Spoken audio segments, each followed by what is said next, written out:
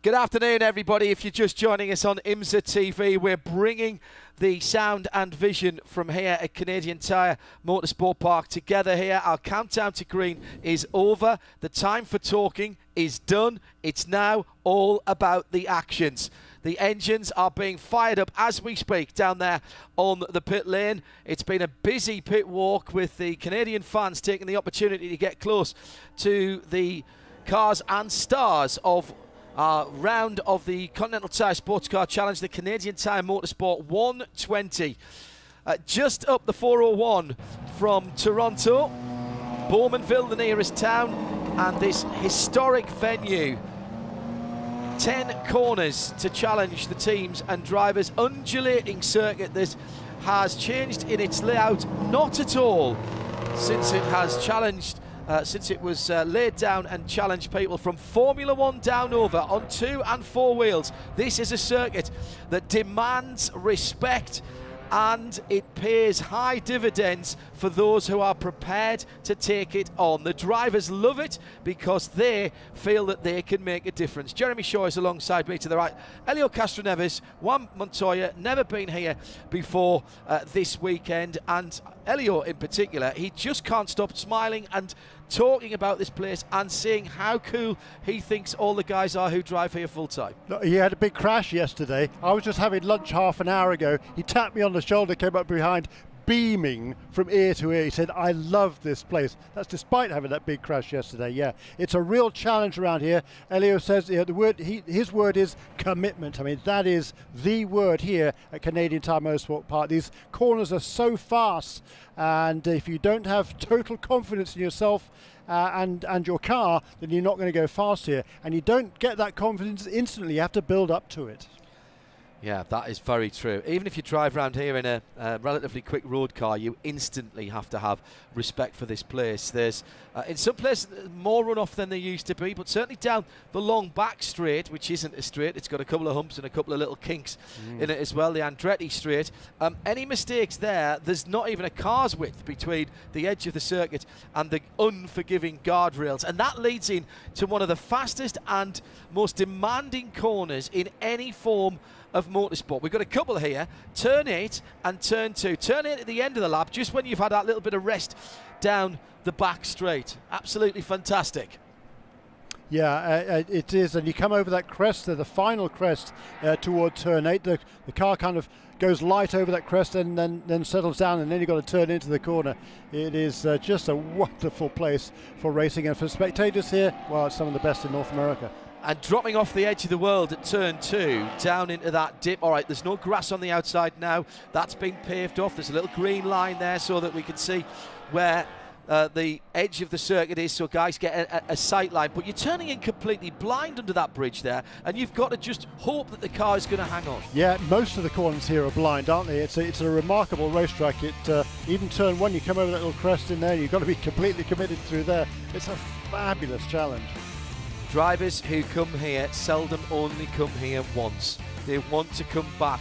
On paper, if you just look at the outline of the track, you think, it's not that difficult, but the nuances and the courage that you need to attack some of these corners that have, well, as I say, tested the very best in the world down through the history of this circuit. Under new ownership for a few years now, there's been big changes in the infrastructure, but the atmosphere that we come to and the enthusiasm from the fans in this part of the world, and indeed the personality of the track itself and how it races, Jeremy, that, thank goodness, hasn't changed. You know, since Mr. Fidani and Ron Fellows have taken over ownership of this place, it's just going exponentially better, it seems, every year. There's a huge up right away, and it does get better. They put so much heart and soul into this place, and it's a much better experience for fans, for particularly for corporate as well, people coming here. But anybody coming here now, it's a much better experience all around. The whole facility has been much improved. Not easy to drive this track, not easy to drive it well and consistently, and that's what we always talk about in endurance racing. 2 hours on the clock. We'll come round to the green flag this time around. It's going to be a very quick one. We quite often don't have we don't always, should I say, have yellow flags here. We have had full green flag races. If you want to get in touch with us here in the IMSA Broadcast Centre, it's at IMSA Radio on Twitter. 90.7 FM around the track, around the world on IMSA Radio, RS2 and IMSA TV. All of the endurance racing community together, side by side. Alex Prem in the dark red Mercedes has got Pat Gallagher to his left as they come now out of the final corner. We're waiting for the green flag. It's in the air. Great jump by Gallagher. He gets the run down to the first corner, and the Fords look like they're trying to mug the Mercedes round the outside. The Audi having a little look as well. That's a great start in the 39. The dark black, the sort of dark grey and green Tyler McQuarrie car has dropped into third position, and it looked to me as though Gallagher had got a bit of a jump there. Yes, he did, and he's pulled away 3 or 4 cars lengths. Everybody else streaming down through turn 2. Bit of a gap further back. 1 or 2 Russell Ward, Russell Ward getting a bit sideways, dropping a Continental Tire onto the dirt there. But generally speaking, so far, and I hope I haven't spoken too soon as they come into the braking area for turn 5. Don't say it. Right. Yeah, it was a great start by Patrick Gallagher, but now all of a sudden there is that Mercedes right on him. When it went into turn 3, the Ford Mustang had about a 4 or 5 car length lead. No longer. They're coming on now onto the Mario Andretti straight. This uphill climb. The Ford's going to inch away a little bit here. Alex Prem will be kicking himself for not making a better start to this race. Also coming through at the moment, the 76 Matt Plum McLaren, the dark grey and fluorescent red car, just can't make the pass going into turn 8. Second place Pat Gallagher, second place Alex Prem just couldn't make it happen. He's going to have to try and put some pressure on that new leader. 76 has gone through though, made up a position on the Owen Trinkler Mercedes, so that will drop Owen down, I think, 7th position as they go through past us this time, down into the first corner. Trinkler now has pressure from behind. Martin Barkey in the white and racing stripes of the Ford Mustang. And let's not forget that ahead of him, Matt Plum is the brother of Owen Trinkler in that Mercedes, number 46, and the Mercedes is going to lose another position here as Barkey pulls out to the right-hand side under the Chevrolet bridge, down through turn 4, into the compression at the bottom of the hill before they climb up towards the 2 right-handers at the start of turn 5 complex. That's the Moss Corners. And Owen Trinkler has managed to hang on at the front of the field. Pat Gallagher is not getting away in the blue and white Ford Mustang GT4. Third place, looking very dangerous at the moment. Tyler McQuarrie in the 39 Audi with Scott Maxwell, who always looks very dangerous. He's always looking for a pass in the grey, white and blue Ford. So 3 Fords in the top 5, Mercedes and Audi splitting them up at the moment. Yeah, Nate Stacey hanging there too, and right behind him now is that number 76 car. That's Matt Plum. And that number 76 car always gets off to a hot start. Last weekend it was Paul Holton who jumped from nowhere to somewhere. He made up about 10 positions. Unfortunately, it was a bit too much alacrity at the start. He got a drive-through for a jump start. But this time around, Matt Plum made up a couple of positions on that Compass Racing McLaren on the first lap. Yeah, he's about 10 car lengths away from the 5 that are disputing the lead at the moment. The chrome silver Mustang in 5th position at the moment, the back of that little group that's trying to break away. It's good stuff from Alex Prem in the Mercedes-Benz pole sitter, holding on to Pat Gallagher in the leading Ford. Fastest lap last time around was set by 2 cars actually. The 3rd place car of Tyler McQuarrie, that's the Audi car number 39, and the 6th place McLaren of Matt Plum, as we just talked about, flying up from the 8th position up into 6th. Let's talk about some of the other classes as the GS cars flowed through on this, their 3rd time onto the Mario Andretti straight. TCR, Britt Casey Jr. from pole position in the number 77 Audi. It's all Audis in TCR this weekend. The Volkswagen didn't make the trip north of the border. The 77 Compass 360 car, the shop just down the highway at Toronto, coming into turn number 8 now. These TCR cars very quick indeed through the fast corners. great to watch around here.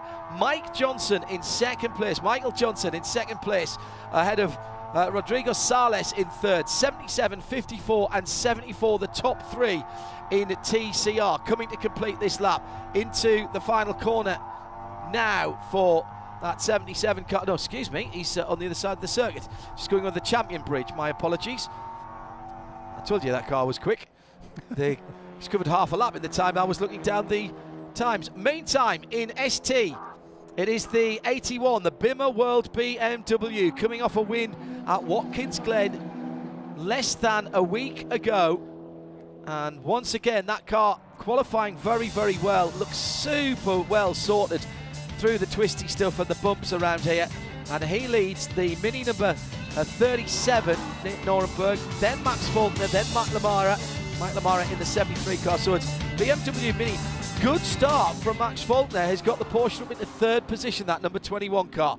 Back at the front of the field, Prem deciding now, as the temperatures come up in the Continental tyres, that means the pressures will come up as well. He's going to put a bit of pressure on the leader. He's right underneath the rear wing as they come round the final corner now and past the front of the IMSA broadcast booth. Now crossing the line, down towards turn 1. 1 hour, 54 minutes and 15 seconds on the clock as they turn into turn 1. And Prem knows that the Mercedes has a little bit of an advantage through the corners. It's a lighter car than the Mustang, and that's where he's got to make the advantage count. Tyler McQuarrie hanging on beautifully. Prem with the fastest lap of the race last time around, gets it down to a 25.415, and a lot of that coming in the last sector, where he was able to carry a little more speed through the corners at the end of the lap. Leading to just pulling away for a moment from Tyler McQuarrie. In third, he's got a little gap, maybe a car's length, maybe a car and a half on Scott Maxwell.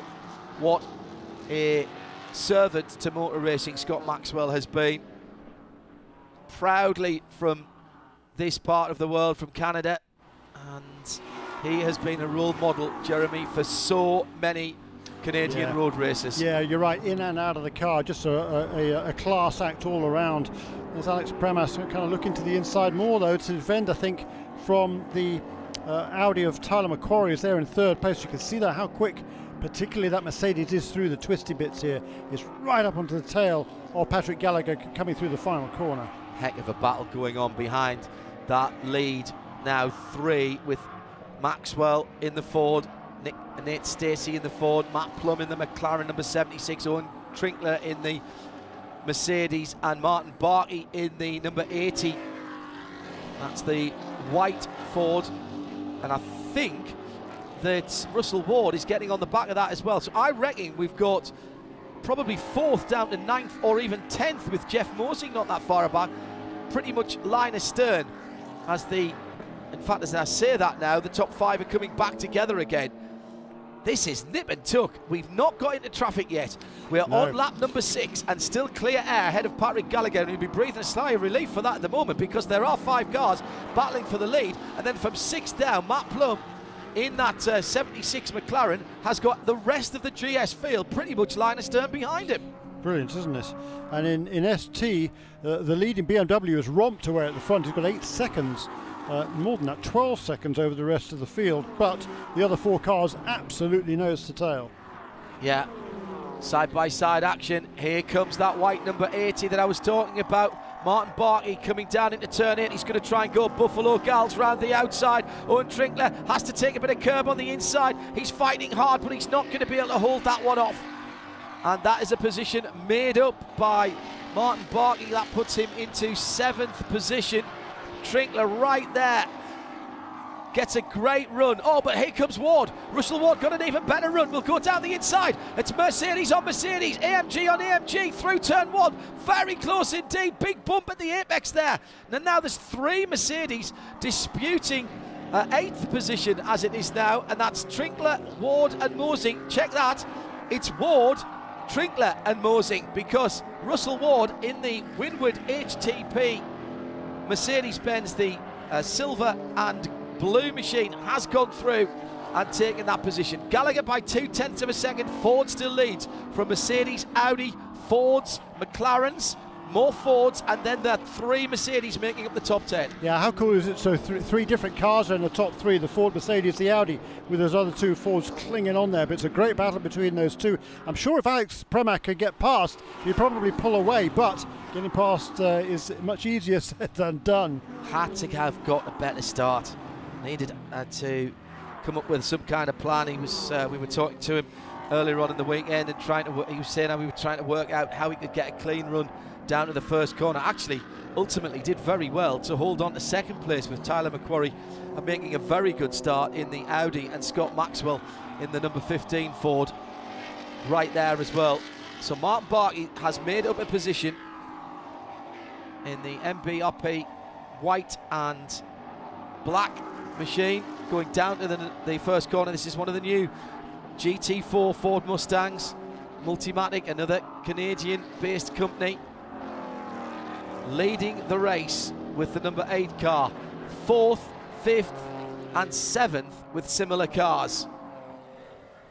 And we've barely had 10 minutes of racing, Jeremy, and it's been absolutely full on, full attack, full strength. Yep. Just what we expect from the Continental Tire SportsCar Championship. Just what we expect indeed, and it's fascinating to watch these cars at the front of the field.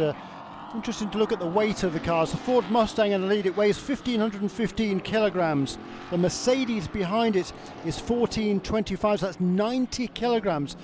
Better part of 200 pounds, that, well, it is, it's 200 pounds. That's a huge differential, and as this race goes along, the key for the Ford Mustang drivers is to make sure they don't abuse or over-abuse their Continental tyres.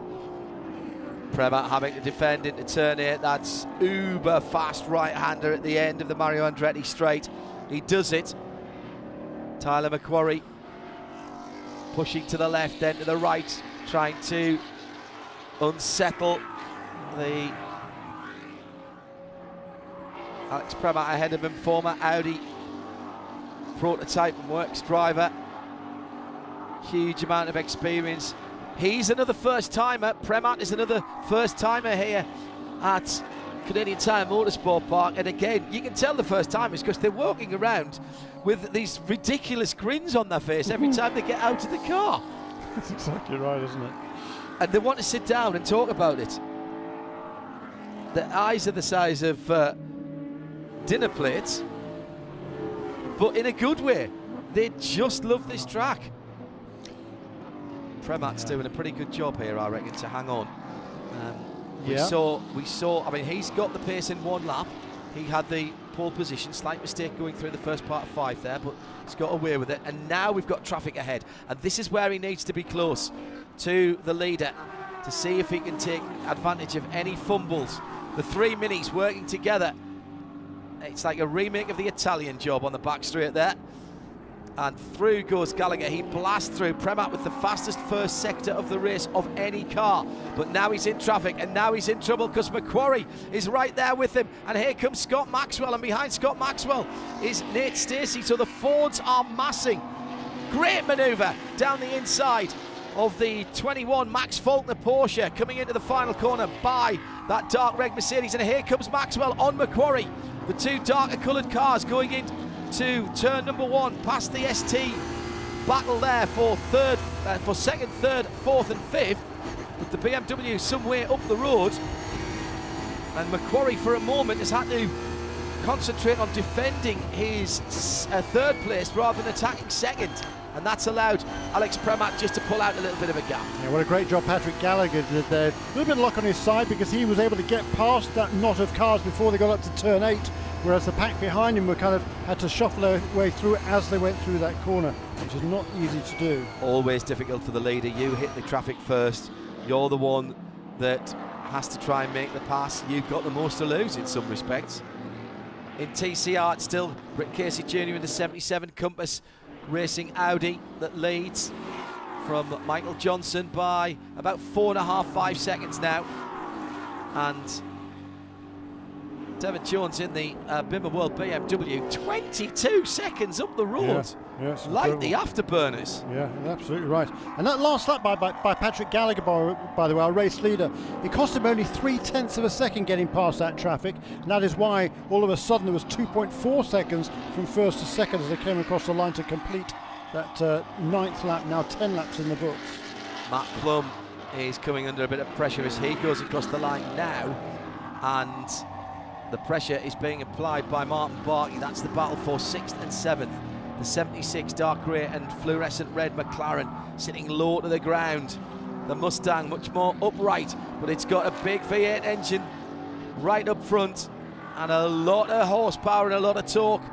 Behind them, the 33 is Russell Ward, and he's having a think about where he might be able to make a manoeuvre. Oh, comes up the inside of Barkey as Barkey goes wide, right at the top of the hill at 3. Beautiful manoeuvre from Russell Ward. Has to close the door now and gets a little love tap. Bit more than that from Barkey. As he closed the door, he had cleared the Ford. And lovely opportunist manoeuvre, and the 46 of Owen Trinkler's got to try and do the same now. The Ford a little bit quicker to its top speed on the straights, but I think Russell Ward, with what, 2 or 3 cars lengths there, has got enough of advantage to be able to hold on at turn 8 as they go down the back straight. Meantime, Prem has held the gap between himself and Tyler McQuarrie. That's the 92 Mercedes, the dark red Mercedes, and the fluorescent green and grey Audi R8. Just the one Audi R8 GT4 in the competition this weekend. Looking much more of a standard road car than some of the other cars out there, but it is fully prepared to GT4 regulations. Doesn't have perhaps some of the extreme aero and wider accoutrements of some of the other cars. Strict regulations involving what you can and can't do with these cars, of course, to make it even across GT4, which is a global formula. So these cars race all over the world. These types of cars race all over the world. In fact, there's a 24-hour race going on right now at Portimao, with some of the rest of our team out there watching that at the moment, and GT4 cars are competing there too. Alex Prem is trying to pull away from third place and close in on the race leader Patrick Gallagher, who's done a really nice job at the front of the field.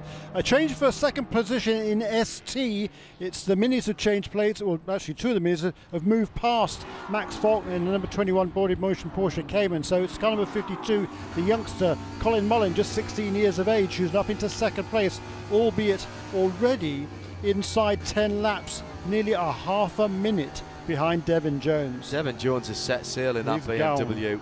He's had a really, really good run. He's the battle for the lead coming through the final corner, and Devin Jones just being lapped, in fact, as into the pit lane comes Scott Maxwell. Yeah. Maxwell out of that fight for 4th, 5th, 6th and 7th position, and this is an early pit call for Shea Adam, our Continental Tire pit lane reporter. Weren't expecting this, Shea. No, and neither was the team. They didn't have the pit board ready to put down, but they have scrambled into position and have gotten ready. They've got the fuel hose, which they will plug into the back of the car before doing anything else. They are putting the car up on the air jack. Scott is revving the engine. Tires are not spinning because the car is not engaged in gear, but there are mechanics just peering under the car, and they're looking at the right rear.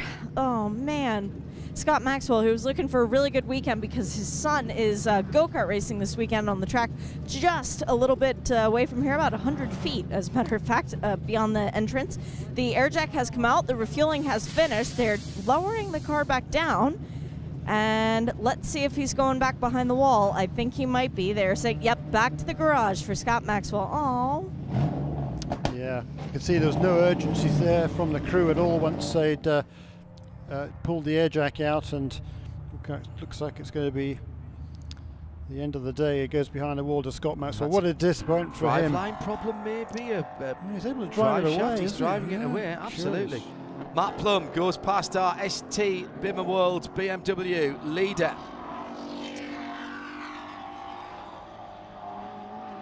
Matt Plum now with the 33 of Russell Ward right behind him. Russell having got past and held the position from Martin Barkey. That promotes him to 6th position.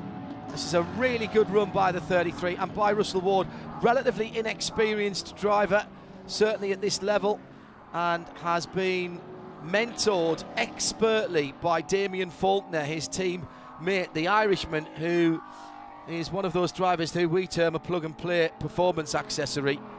Not just behind the wheel of the car, And because that's not enough to be quick behind the wheel of the car, Jeremy, you've got to be able to help to guide and the teammate in the right direction, help them with the data, help them where they need to go faster, sometimes even play a little bit of a psychologist out there. And this team, with the young Russell Ward and the experience of Damian Faulkner, has really started to pay dividends, and Russell's driving is coming on leaps and bounds, and his confidence is as well, and that's also part of Damian's job as well. Well, that's right. He qualified 7th here, qualified 4th, I think, at Mid-Ohio, didn't he, Russell? And he's certainly done a fine job. He's been quick all weekend. He was fastest sector of all through Sector 1, I think it was, this morning in practice. So, yeah, he is making big strides.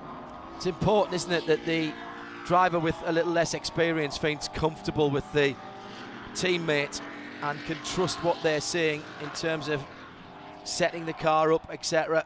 And Faulkner has a huge amount, Damian Faulkner has a huge amount of experience, raced right up to, well, he raced over here in North America, didn't he, in Indy Lights a few years ago, and actually was pretty hot property for a while. Yep. The 15 car is back on the pit lane and is, oh, excuse me, that's pictures from earlier on that I'm seeing in front of me.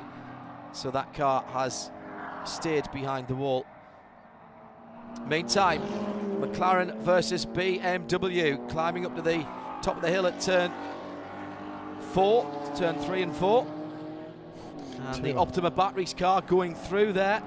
That was the James Clay machine who went past the, that was the Corey Fergus 69 car that he's gone by. So that car's dropped a couple of positions because Corey went across the line just on, I think, on the in the outskirts of the top 10, didn't he?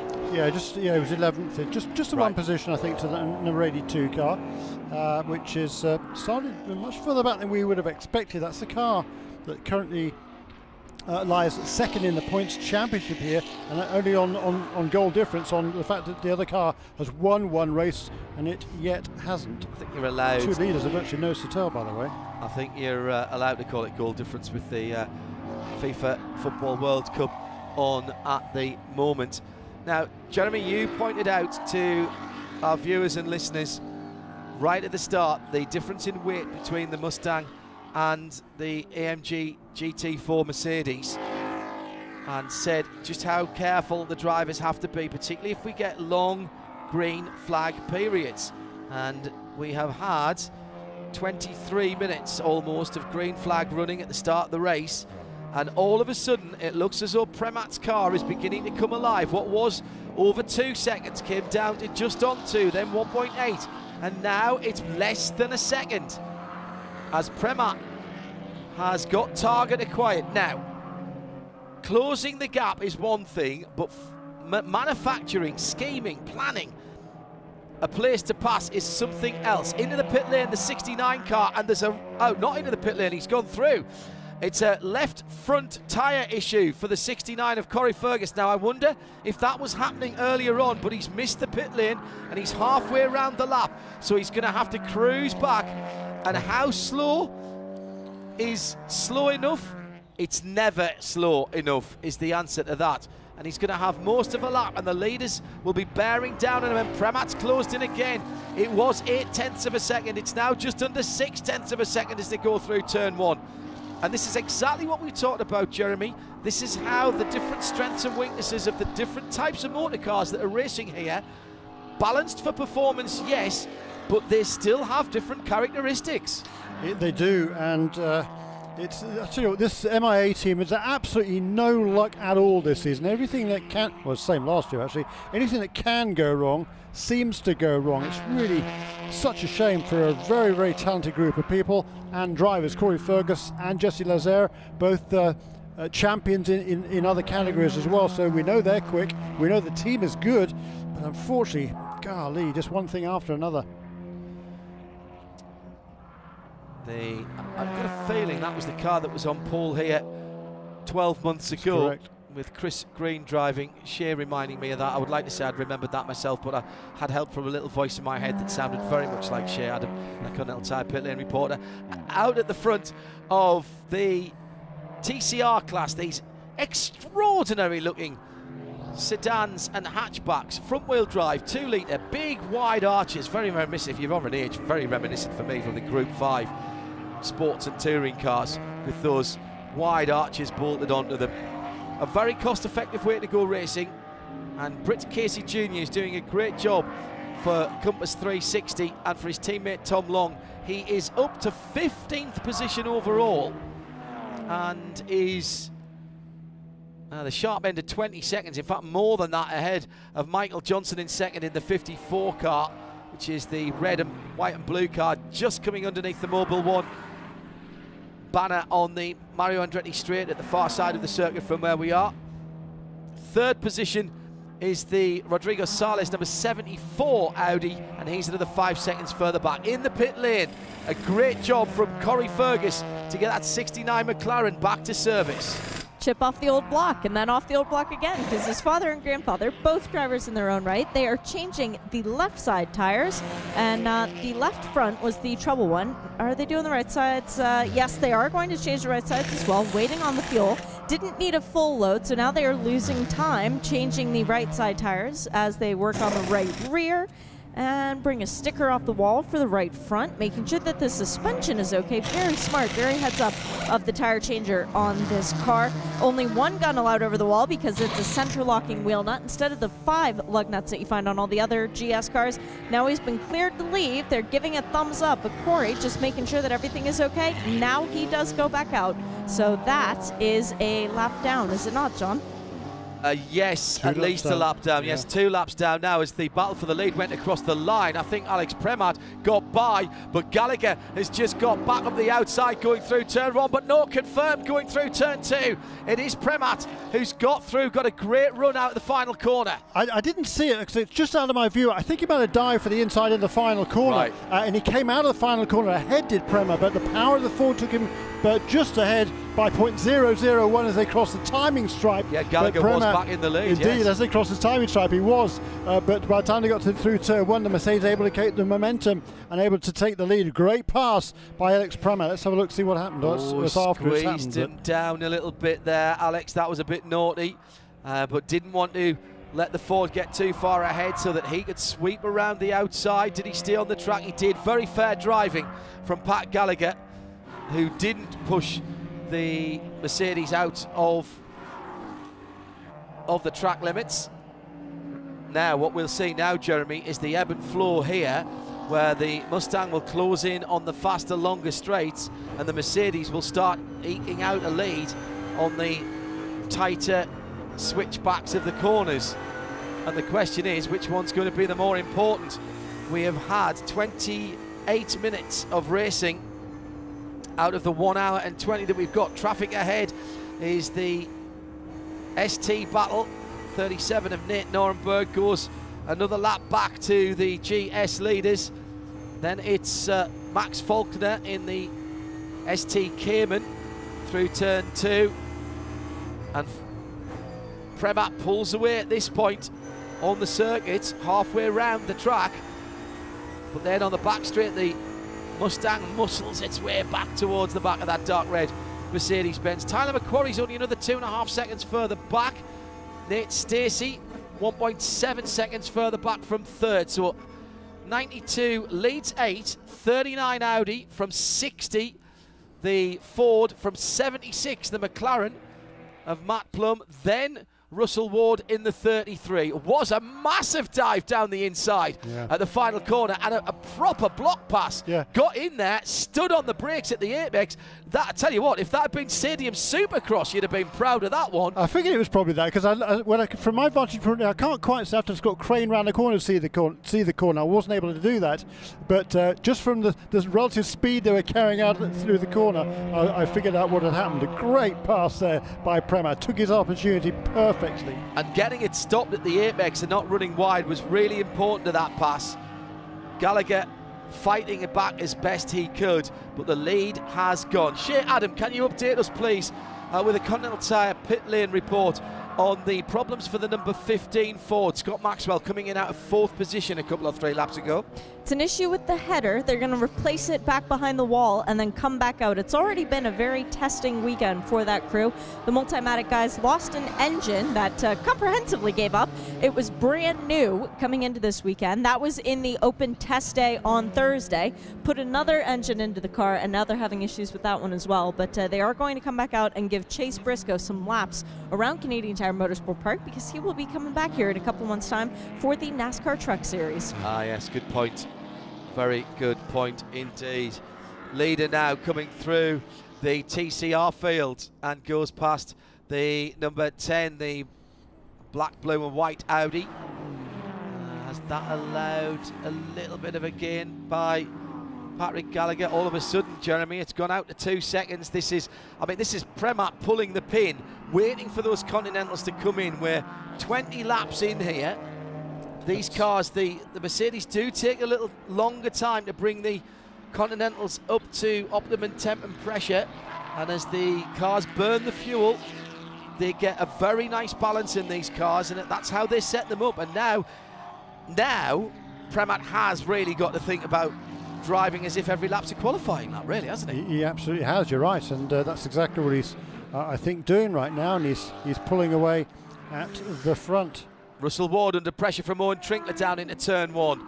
That's the battle for 6th and 7th internecine Mercedes battle. Not the same teams, though, in fairness. Matt Plum has just got ahead a little bit in traffic. Russell Ward in behind the number 52 Mini. Colin Mullen in that car. That's the bright yellow Mini. Premat will be loving this. He'll be loving it. And you know, we talked in our keys to the race, Jeremy, about patience of where to pass people.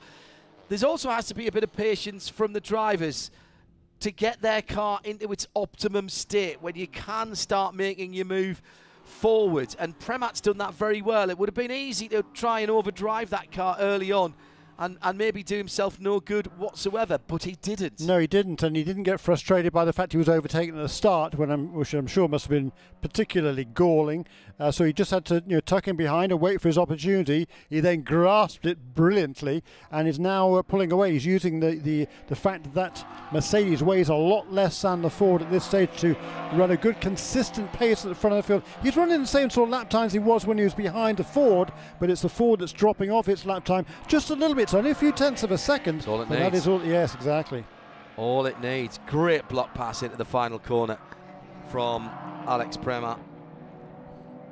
Now let's see. He would have enjoyed that one. Oh, the big smile. We've had some great overtaking in this series this year, indeed in all the IMSA series, haven't we? I'm just trying to work out if Tyler McQuarrie is slightly closing in on Patrick Gallagher. No, he's not at the moment. He's 5.5 seconds back and lost about 2 tenths last time around. It'll be a bit flow in the traffic, in fairness. Big push by Mercedes AMG to get these GT4s into the USA at the end of last year. 7 or 8 cars being supplied immediately into the US and finding their way into various championships. Here in the Continental Tire SportsCar Challenge, we've seen more added through the season. And clearly a formidable racing machine. Just to check the classes for you. ST, Devon Jones now 33 seconds ahead. No, check that. That's at the next car back. That's not another ST car. That's ahead of Corey Fergus, who's back out after that left front tyre issue. And flying, by the way, Corey Fergus now, trying to make up some time, but better part of 2.5 laps off the lead. So ST is the 81 Bimmer World BMW from the 52 yellow Mini, and that gap now is getting on for, that's 25, yeah, it's still 30 seconds or thereabouts. Then it's a second back to Lamara in the 73 Mini, the red Mini with the black roof. Then Max Faulkner in the number 21 Porsche in 4th position. In TCR, another big lead, not quite as big as that, but Casey Jr. has set sail as well, got the spinnaker up, and 17 seconds to the good on Michael Johnson, who has 11 seconds on Rodrigo Sales, who has 16 seconds or so on the next car back. Let's go down to the pit lane where Shea Adam is with Tom Long. Tom, the co-driver, Britt Casey Jr., what did you guys feed Britt for lunch? Because he is checked out of this country. Yeah, he's doing a great job out there. I mean, he put in a stellar qualifying lap. You know, he put the number 77 Trump Audi up front and is keeping it there right now. He's certainly a class act, you know, on the track and off the track. He's got a bright future, but he's just keeping his head down. We're just trying to stay clean and bring this thing to the second stint where maybe I can take it home. He drove more than half the race last weekend. Are you going to swap it around and take back your half this week? We'll see. I mean, he certainly did his fair share last week. He did a terrific job. I think he definitely was feeling that at the end. But you know, strategy-wise, we'll just kind of see where the cards lie with the full course yellows and things like that. But yeah, he certainly can get it done. First time we've seen the TCR cars here. How much fun are they to drive around this track, and what's it been like to try and develop a setup on a track you've never been to? Yeah, I mean, certainly these cars are glued around this Canadian Tire Motorsports Park. The aero and the grip that this car creates is incredible. I think the TCR platform is fantastic. Audi has done a terrific job with their offering, and it's just really enjoyable to dial these cars in around such a high-speed circuit. It looks like driving a go-kart on steroids. Good luck for the rest of the race, Tom. Yeah, thanks very much. Appreciate it. It looks a lot of fun, those TCR cars. It really does. Battles in the GS class fighting their way through the TCR field now as the lapping is very much underway. We've had more than half an hour, 36 minutes of racing. Prem leads in the 92 dark red Mercedes-Benz, the AMG GT3. And he's got nearly 4 seconds of a gap now back to Patrick Gallagher, who's holding his own in second place. He's been closed down on the last couple of laps by Tyler McQuarrie. Now got that gap down to under a second and a half. So 92, Ramsey Racing, Mercedes AMG leading. From the GT4 Ford in second, the number 8 car from Multimatic Motorsports. Then the 39 of Tyler McQuarrie, the Carbon Motorsports Audi R8. Jeff Westphal to get in that car later on in the race. Beautiful afternoon, live coverage in sound and vision from the IMSA Broadcast Centre here at the exit of the final corner, trackside at Canadian Tire Motorsport Park for the 120, the Continental Tire SportsCar Challenge. Jeremy Shaw. There's some very, very good performances going on out there, not least by our man Alexander Prem at the front of the field, who has paced himself perfectly through this first quarter of the race. Yeah, a great effort also by Britt Casey Jr. leading that TCR class at car number 77, but hats off to Michael Johnson. Once again, a brilliant performance by the driver of car number 54. For those of you not familiar with Michael, he's paralysed from the chest down remarkably. Drives, of course, therefore with hand controls.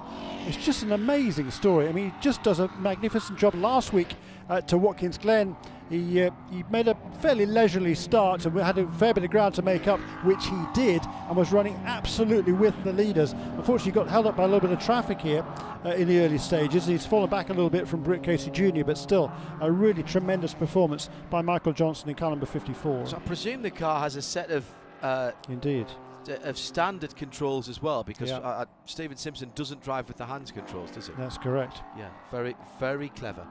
Shea Adam has some good news for Blue Oval fans and for Scott Maxwell fans too.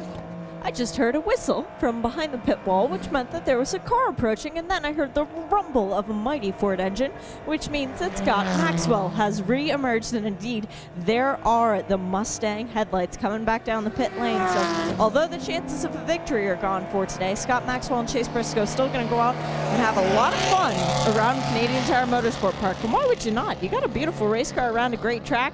Go drive every lap you possibly can.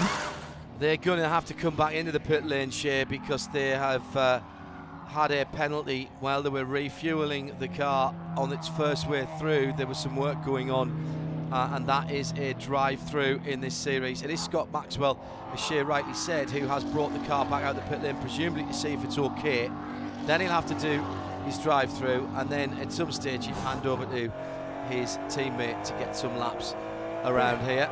Big slide there from Martin Barkey at car number 80, who's running in 8th position. Really good run again for the AWA Ford Mustang GT4. That was the car that was qualified on pole last week by Brett Sandberg. It's Martin Barkey who qualified and started the race today. That was a huge slide he came out of here. Don't think he quite lost the position, but he's really under pressure from Jeff Mosing in that number 56. Oh no, it was actually the lap car, I think, of Corey Fergus, but Jeff Mosing isn't too far behind him in car number 56. We've got a TCR car in the pits. It's Rodrigo Sales, Shea. It is our championship leader. He's come in for fuel and tires. Now, Kuno Whitmer has raced here before and finished 2nd in 2014. His teammate had put it on pole then, and his teammate today didn't put it on pole, but that's okay because no TCR car has won from pole yet, so Kuno's hoping that pattern continues. The drive time has not yet elapsed, so Rodrigo cannot get out of the car. They've changed the tires, still waiting on the fuel as they are waving the mechanics away. Carl Thompson is from the top of the box. He said, now go, and sent the car back out as the Mustang comes back into serve its drive-through penalty. And that means that Rodrigo Sales will have a little bit of company out on track when he goes back out the pit lane, which he does now. Shea Adam is our Continental Tire pit lane reporter, Jeremy Shaw and me, John Hindhaugh, overlooking the final corner from the IMSA broadcast booth. Sound and vision together in perfect harmony and synchronicity from the Canadian Tire Motorsport Park 120. It's this weekend's round of the Continental Tire SportsCar Challenge, part of the IMSA package this weekend. And all of the Continental Tire races this year available live in sound and vision with no geo blocks and no interruptions. Wherever you are in the world, if you're enjoying it here at the track, then remember that in a couple of weeks' time we'll be doing it all again and you'll be able to follow along from Lime Rock Park.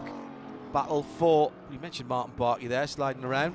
It's dropped him back a little bit. Jeff Mosing, who was a couple of seconds behind, is now right up the tailpipes of that white Mustang. In fact, you can't see the McLaren as it, the Mustang hustles out of the turn 5 area. Our leader, meantime, is just crossing the line in front of us, Alexander Prem, with now more than 7 seconds of a lead over Pat Gallagher. Yeah, who has been closely followed now by Tyler McQuarrie, and not only that, but Nate Stacey is closing in there a little bit in car number 60. About 3 or 4 laps ago, the gap from 3rd to 4th was well over 2 seconds. It's now 1.1 as they came across the line this lap, so he's halved that gap, has Nate Stacey on Tyler McQuarrie, who in turn is closing on Patrick Gallagher. Russell Ward hanging on there in 6th position, and he's got Owen Trinkler for company. Very, very good drive by Prema. Coming round to lap Ted Giovannis in the replacement number 4 TGM car. The car that Ted raced in, he had a nasty accident, put the back of the car into the tyre barrier coming out of the inner loop at Watkins Glen last weekend. That car unable to be repaired, so a replacement sourced in Detroit, I believe. It was a Robertson Racing car, wasn't it? Yeah. And that car just been fettled for the series, for the IMSA series. 1 or 2 detailed changes for the series it had been running in. And that car pressed into duty this weekend. That's the next time we see that number 4 Ted Giovannis car, which has just gone a lap down. Mustang sounds like nothing else. It's got a couple of laps down, actually, number 4 car. Right, thank you. Now the 39 of Tyler McQuarrie. Right in behind its prey. That being the Pat Gallagher number 8. Battle for second. Really on The gas now down the inside. Gallagher goes a tiny bit wide going up the hill, and they've got Nate Stacey catching them as well. Also in the mix out there is the 15 of Scott Maxwell, although he's many laps down now, of course. It's dropped out of the top 28 positions, which is what we see on our timing screen. Somehow I think that this will be more of a test run for that car in turn 5 at the moment. No chance to pass for the Audi of Tyler McQuarrie on the blue and white Mustang of Patrick Gallagher in 2nd position now, having been passed for the lead a few laps ago. Leader coming past us at the start-finish line now, as the battle for 2nd and 3rd is just exiting turn number 8.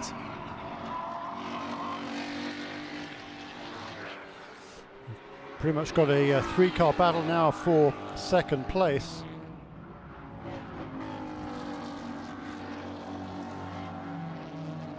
Yeah, because Nate Stacey is there or thereabouts.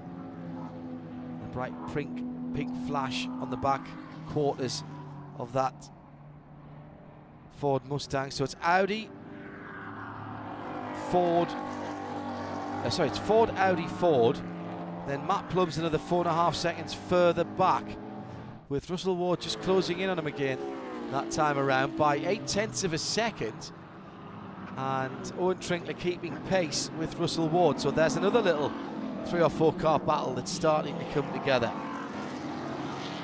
as Patrick Gallagher now has to deal with Ted Giovannis ahead of him in a car that has very similar performance to the one he's in, just perhaps not quite as an accomplished driver. And again, meant there's no slight to Ted Giovannis.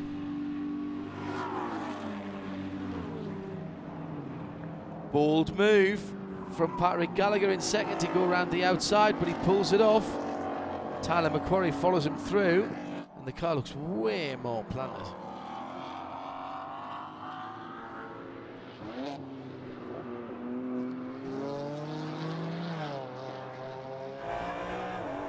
So waiting for, as we're coming up to just on the 45-minute mark, I expect to see people in the pit lane. And Shadam, you've got people in the pit lane. I've got some friends in the pit lane. This is fun. The number 76 McLaren has come in. That will be Paul Holton jumping in, taking over from Matt Plum. As further down the pit lane, the 4 Ted Giovannis comes in. He is handing over to Guy Cosmo, I think is his name, as we are north of the border, and the slightly French part of Canada, just one province over. So the driver change taking place while the tire change happens on this McLaren. Much like the 69, only one wheel gun allowed because there is one central locking wheel nut. The straps going on right now for Paul Holton, and the window net going up, so a fairly good pit stop here from the Compass Racing guys, just a little bit up the road from their homeland. And this McLaren came into Canada and likes racing here very clearly. The fuel's still going on. That's it for this car as they finish the tire change. The right rear goes on finally, and the Mercedes a little bit further up, it too has had a 4 tire change and a slightly longer stop for the driver change, but the fueling still going on for both cars, so no time lost. Now the McLaren is cleared to leave. Fuel probe is still in for the Mercedes. Now it comes out, and the stoplights are off, and Guy Cosmo is still not moving. There we go. Now he finds gear and starts rolling, but he's rolling very slowly. Now he gets back on, back out. So the 4 had an opportunity to jump ahead of the 76, at least in terms of track position, even though the 4 is down a lap, but does not take advantage of that opportunity. And we also have a wild Kuno Whitmer up on the wall, so the 74 TCR car from Compass will also be coming back in and doing a driver change there. They're ready to unleash the Canadian. Thank you, Shay. Excellent stuff down there as our Continental Tire pit lane reporter. Now the 2nd place battle is up to that number 4, which is pit lane speed violation for the number 4 that's just been in, taken out by Guy Cosmo. 16 kilometres too fast. That will be a stop and go. It's not close, is it? No. That car's, it's already 2 laps down, unfortunately, though. So Guy is just going to go out there and try and have some fun, which he will. But he's not going to be in contention unless something very bizarre happens for a top position. Yeah, he'll drive that car to the end right now.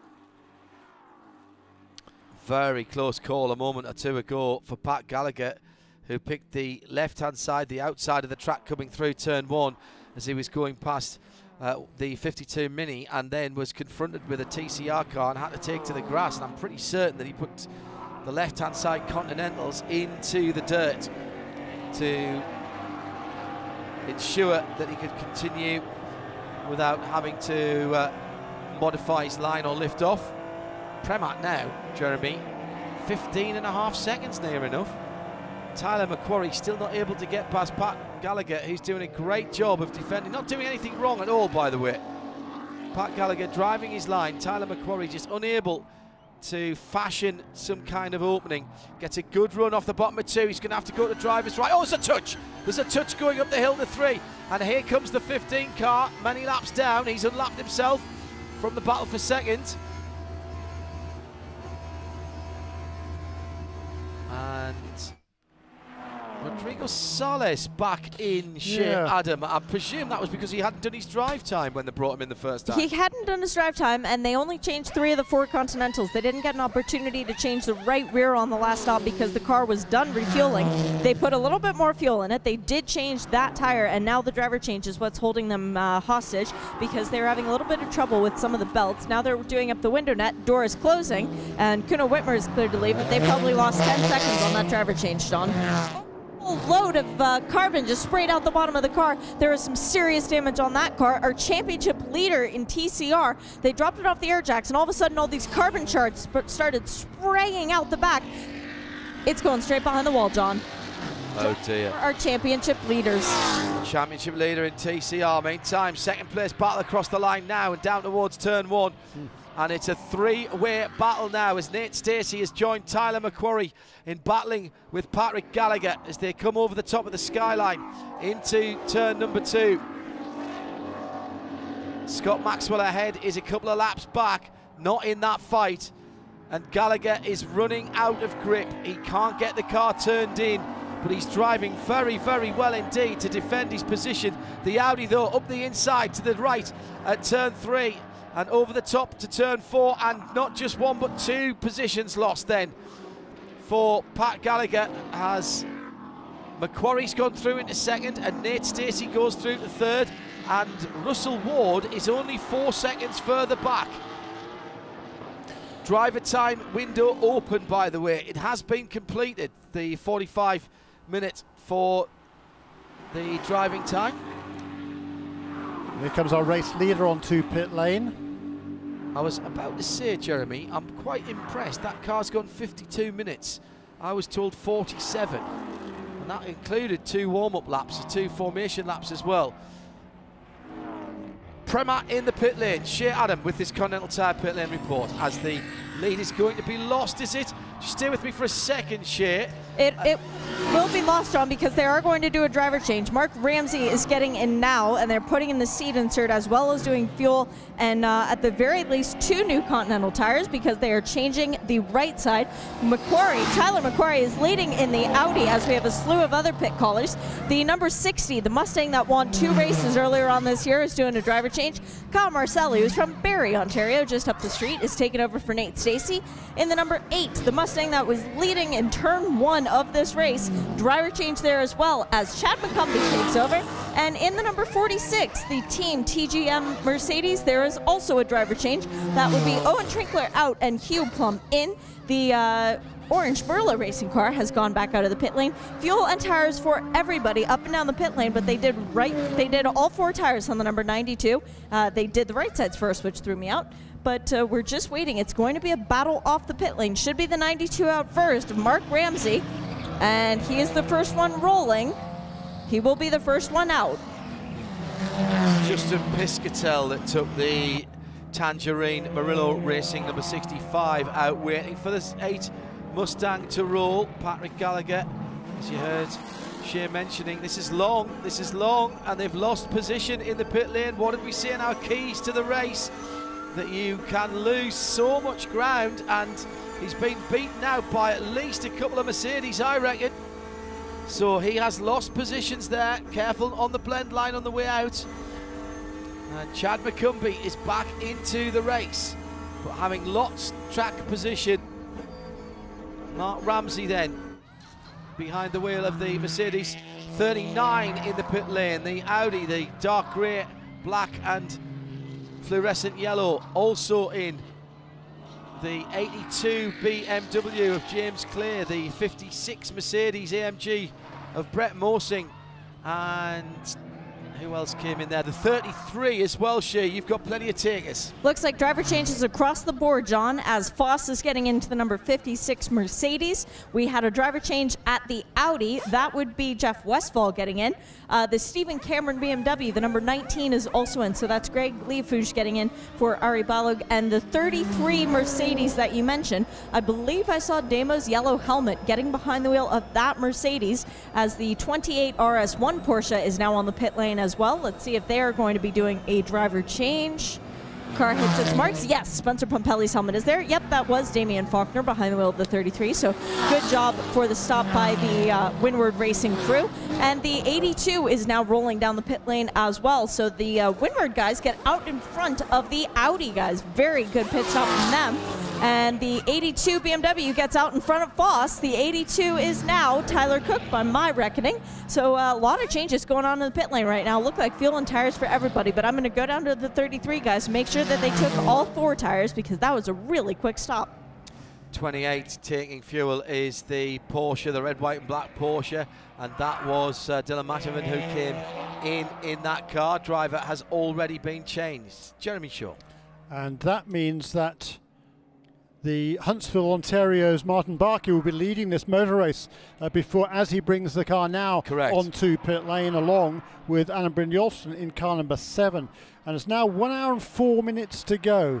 So we're not quite to the halfway point in this race, which is going to make it awfully difficult for these guys to get to the end without needing a splash and go or a full course caution. I reckon they are 15 minutes short. No, not that far, because we haven't had any caution. So yeah, they've managed to do 57 minutes. Sorry, the guys who came in first are 15 minutes yeah, short. Certainly McLaren, number 76 car, that's in trouble. They had actually a little bit slightly larger fuel tank added for this weekend under the balance of performance. They had 3 extra litres, but clearly not enough, because that car once again is one of the first to come onto pit lane. Great move a couple of laps ago for second position. Tyler McQuarrie pouncing at the top of the hill, having come down through turns 2 and at the top of the hill at 3, going through, and Martin Barkey following him through as well. Good stop again by Team TGM there. Very good stop. To get Owen Trinkler up a position, or perhaps 2. So I reckon that Mark Ramsey's still leading, but not by much. Kyle Marcelli, now in the 60 car, is in second position. May already have gone through there, with Paul Holton in the McLaren in third, and they're separated by 2.5 seconds. Then Chad McCumbee in the number 8 Ford. What happened to Damian Faulkner? He seems to have lost positions. That car came in 6th place. So was it just a long stop for those guys? He might have lost a position or 2. I'll let you know. Well, number 77 car hasn't yet pitted, so that's ahead of him. Right, yes, so good I point. think he came out with a net gain. 28 car that has just taken a penalty from coming in the pit lane. Spencer Pompelli's taken it out, refueling while on the jack stands. Drive through. 60 car is in the lead though. It's Kyle Marcelli who leads. A really good pit stop by the Roush Performance Core Motorsports team. It's got that vaulted that car from 4th before the pit stops. You might remember right before the pit stops, number 92 car had a huge lead of 18 seconds before the pit stops over a battling number 8, 39 and 60. They were nose to tail before they started their pit stops. The number 60 car, though, great stop by them. They got out ahead of Paul Holton, who's been charging along since making his pit stop quite a long time ago. He is resumed in second ahead of number 8 car. And Mark Ramsey now, look, he's down in 4th position in car number 92. Mark Ramsey is a gentleman driver, new to the sport, first full season of racing, so he's going to drop back through the pack after that brilliant first effort from Alexandra Prema. But it's been a fabulous performance for that Ramsey Racing team. You're listening to 90.7 FM around the track here at Canadian Tire Motorsport Park, around the world on IMSA Radio and IMSA TV. TCR stops starting, but not for the leader. Britt Casey Jr. is in the top 10 at 7. And in has come second place Michael Johnson. Third place, the Pierre Kleinebing car is still out at the moment. So Stephen Simpson about to be installed into the red, white and blue Audi in second place. Yeah, literally dragging Michael Johnson out of the car, so don't be surprised by that. Michael, as we said, he's paralysed from the chest down, so he can't do any of that sort of stuff himself, but a really, really fine effort by Michael. He'll hand over to Stephen Simpson. And one lap later, Britt Casey Jr. heads to the pit lane. That's the TCR lead this year. Driver change will be taking place. Tom Long getting his fair share of driving this week as Britt Casey Jr., our pole sitter, jumps out. And they are doing fuel and tires. Now I'm going to have to watch really closely on this pit stop, because when they drop the 74 off the air jacks, the sister car, on its stop, it's almost as if the under tray completely shattered. Bits of plastic were lying up and down the pit lane in quite large shards. So that's why it went back behind the wall. So I'm going to have to watch very closely that the same thing does not happen to the 77. The driver change nearly complete. Now the door shuts, car comes off of the air jacks, and they are just waiting on fuel as the 6 is going back out, and John looks like no problems here. Thank you very much, Adam, with that Continental Tire pit lane report. Battle for second position goes into turn 8. The Compass 360, dark grey and fluorescent orange. McLaren cuts a very striking figure, that British-built sports car, designed and built sports car. Tell you what, and the number 8's got a good run here once again. Early in the stint, the Fords are strong. Jeremy and Chad McCumbee down the inside into turn number 1, makes the pass. That's a classic manoeuvre here at a classic circuit.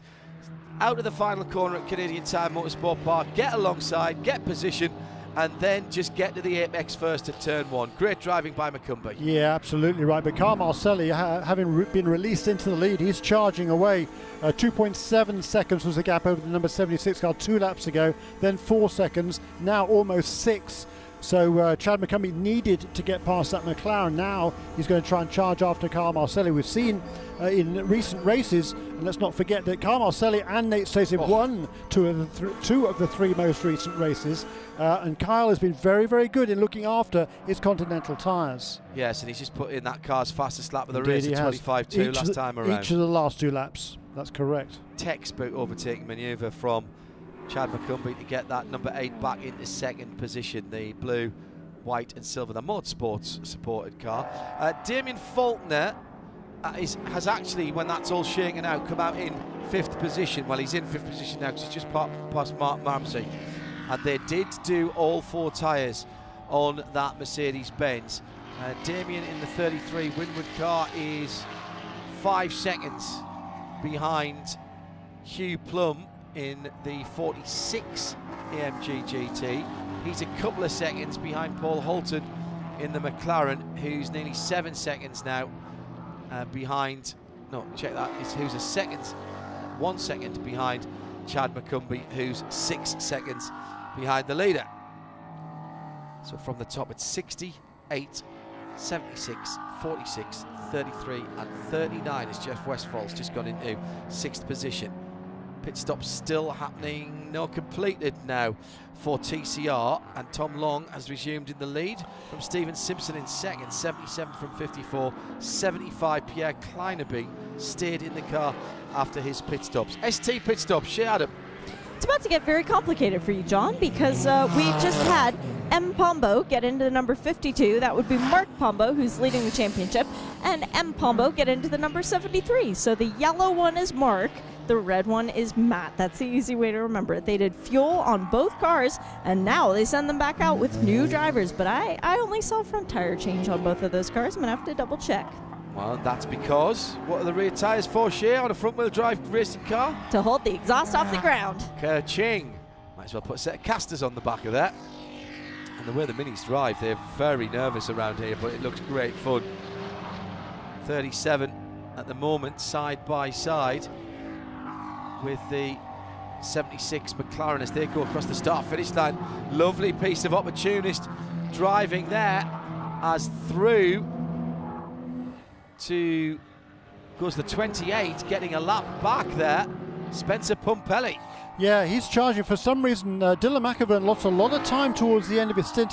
Don't know whether it had I think he must have had a spin because he lost a fair bit of ground. I don't know, maybe not. He's certainly losing ground at a pretty rapid rate towards the end of the stint. So Spencer Pumpelly, unfortunately, has taken over a lap behind the leaders. So, don't forget he's had to have a drive-through for that fueling infraction. Oh, right. Okay, fine. I missed that. Sorry. Yeah, he had a slow pit stop. It was not the best in terms of execution, and then they transgressed as well. Right. So they've been down. They've answered the call for the drive-through penalty. Yeah. So that'll do it every time, won't it? It will, rather. Yeah. So he's going to be charging along now. You know, you never count Spencer Pumpelly out of the game, even if he's a lap down. He's got a lot of speed in that car. I don't know whether he's got enough speed to catch the leaders. He might. I'm quite sure how far. You know, he's a fair way back, I think, isn't he? So perhaps that's going to be a tall order, but it's been a. It'll be a good charge to watch Spencer in car number 28. He's not that far behind, actually. No. Nick Galante in the... But he's 2 laps down. Yes. Yeah.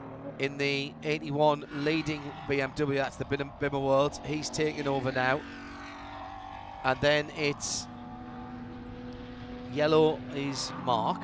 So 52 is Mark in the Pompo in the Mini. But they are still, 36 seconds behind.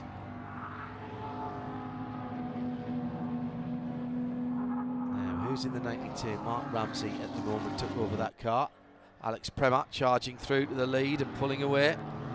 Rather a lonely run for Mark at this current time. He's 7.5 seconds behind Brett Sandberg, who's the next car up the road. He's got Eric Foss getting closer to him. In fact, Eric's caught him now in the Tangerine and black AMG GT. Well, at least the battle for 8th position as Nick Galante in the white and blue 81 BMW has really, that first stint by his teammate Jeremy just destroyed the opposition. That was an extraordinary thing to see in that ST category. And I don't think I've seen anything quite so dominant ever by any driver. Devon Jones doing a great job. Yeah, it was very impressive, wasn't it?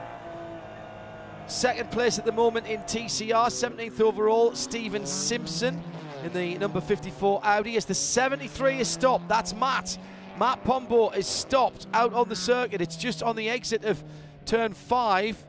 I think, while we wait to see if that brings out a full course caution, let's have a word with Michael Johnson in this Continental Tire Pit Lane Report with Shane. Michael, it's a whole heck of a lot better when the weather's like this as opposed to last week, isn't it? Makes your life easier? Yeah, just a little bit. We're not sweating so much in the car. In terms of the car, though, how is it handling this week around Canadian Tire Motorsport Park? It's handling great. I was really struggling at the end there just because of tire degradation and everything, but the car is great, this track is great, and I feel great. In terms of the podiums and your finishes so far this year, Mid-Ohio was 4th, then at Watkins Glen it was 3rd, which means that this week it should be 2nd and it should be winning at Lime Rock, right? That's my plan. I've done really well at Lime Rock. That's where I started my car racing career, so I'm just trying to learn as much as I can and improve every time. Full course caution is out. Does this help you guys in terms of strategy on making it to the end? I'm not sure. We got a lot of fast guys in front of us and behind us, so we'll see what Steven can do, and hopefully he can do good. Good luck the rest of the way. Thank you. What it will do is close the field up, of course. It helps the McLaren of Paul Holton in 3rd place at the moment because he'll be able to save a little bit of fuel. He might choose to top that car up here. And with 51 minutes to go, wow, I tell you what. No, I don't think he's got any way to make it to the end. I mean, he's stopped 4 laps before anybody else. Right, 4 and everybody laps, else stopped at about way. 51, 52 minutes. Yeah, they did. In TCR, however, number 54 came in with about an hour and 2 minutes to go, so I think they could get to the end, as could the number 77, which came in 1 lap later. So the 77 car is golden. What this is going to do, though, is get the number 54 car a lot closer to number 77.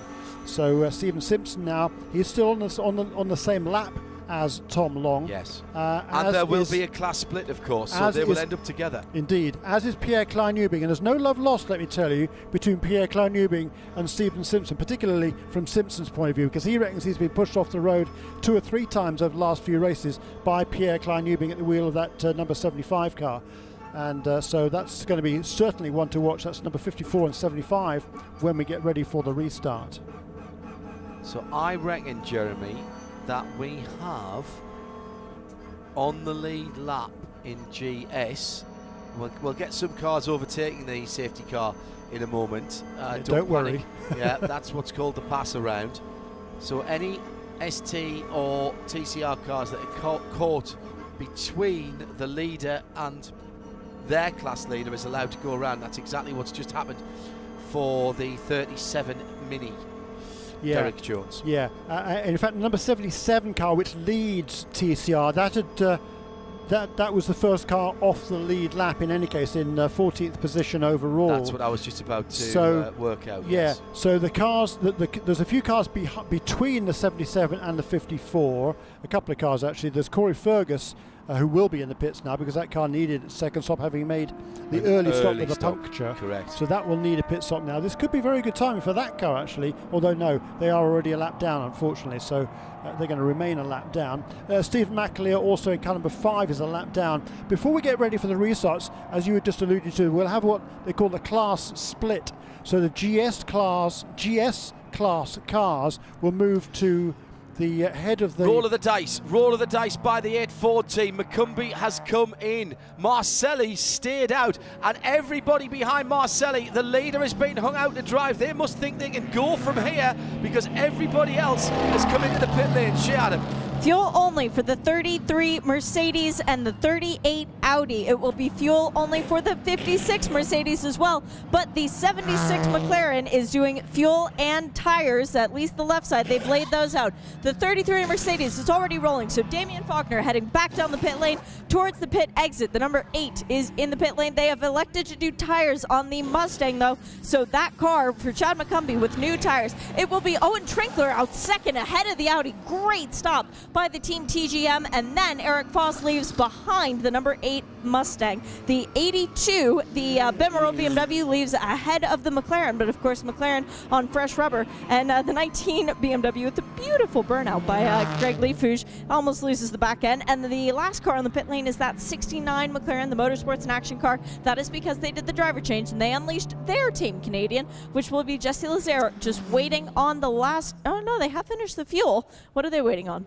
Nothing. Now they've sent him on the way. The guy with the bright yellow gloves signals, and Jesse leaves the pit box. 4 new tires on that McLaren. That was a very, very quick pit stop by the Winward Racing team. Damian Faulkner came in 9th position. TGM with Hugh Plum at the wheel. No, he came in 5th. He was 5th. Oh, did he? Yeah, that order is, of you course, look when at they went a little across bit the different. line. Yeah, Yes. Yeah, he came in 5th position at number 33, right, ahead of the 39. But they have got out as the first of the pit-stopped cars, I reckon. We'll see them reset when they come through. So staying out, Jeremy, Kyle Marcelli in the 60, Brett Sandberg in the 80. Those 2 Fords. Now, the only reason to stay out, Jeremy, is because they must think they'll be able to get to the end of the race from here. Yeah, absolutely right, yes. I mean, they came in, those cars came in with 1 hour and 8 minutes to go, so they completed 52 minutes. They did one pace lap before the start of the race, so only 2 pace laps before the start of the race, so that eats up a little bit of fuel. So this will certainly help, but he will have to save fuel for sure, and the other guys will be able to go absolutely flat out. So another caution would be very, very nice for Kyle Marcelli. He would certainly be hoping for that. Brett Sandberg also stayed out, number 80 Ford.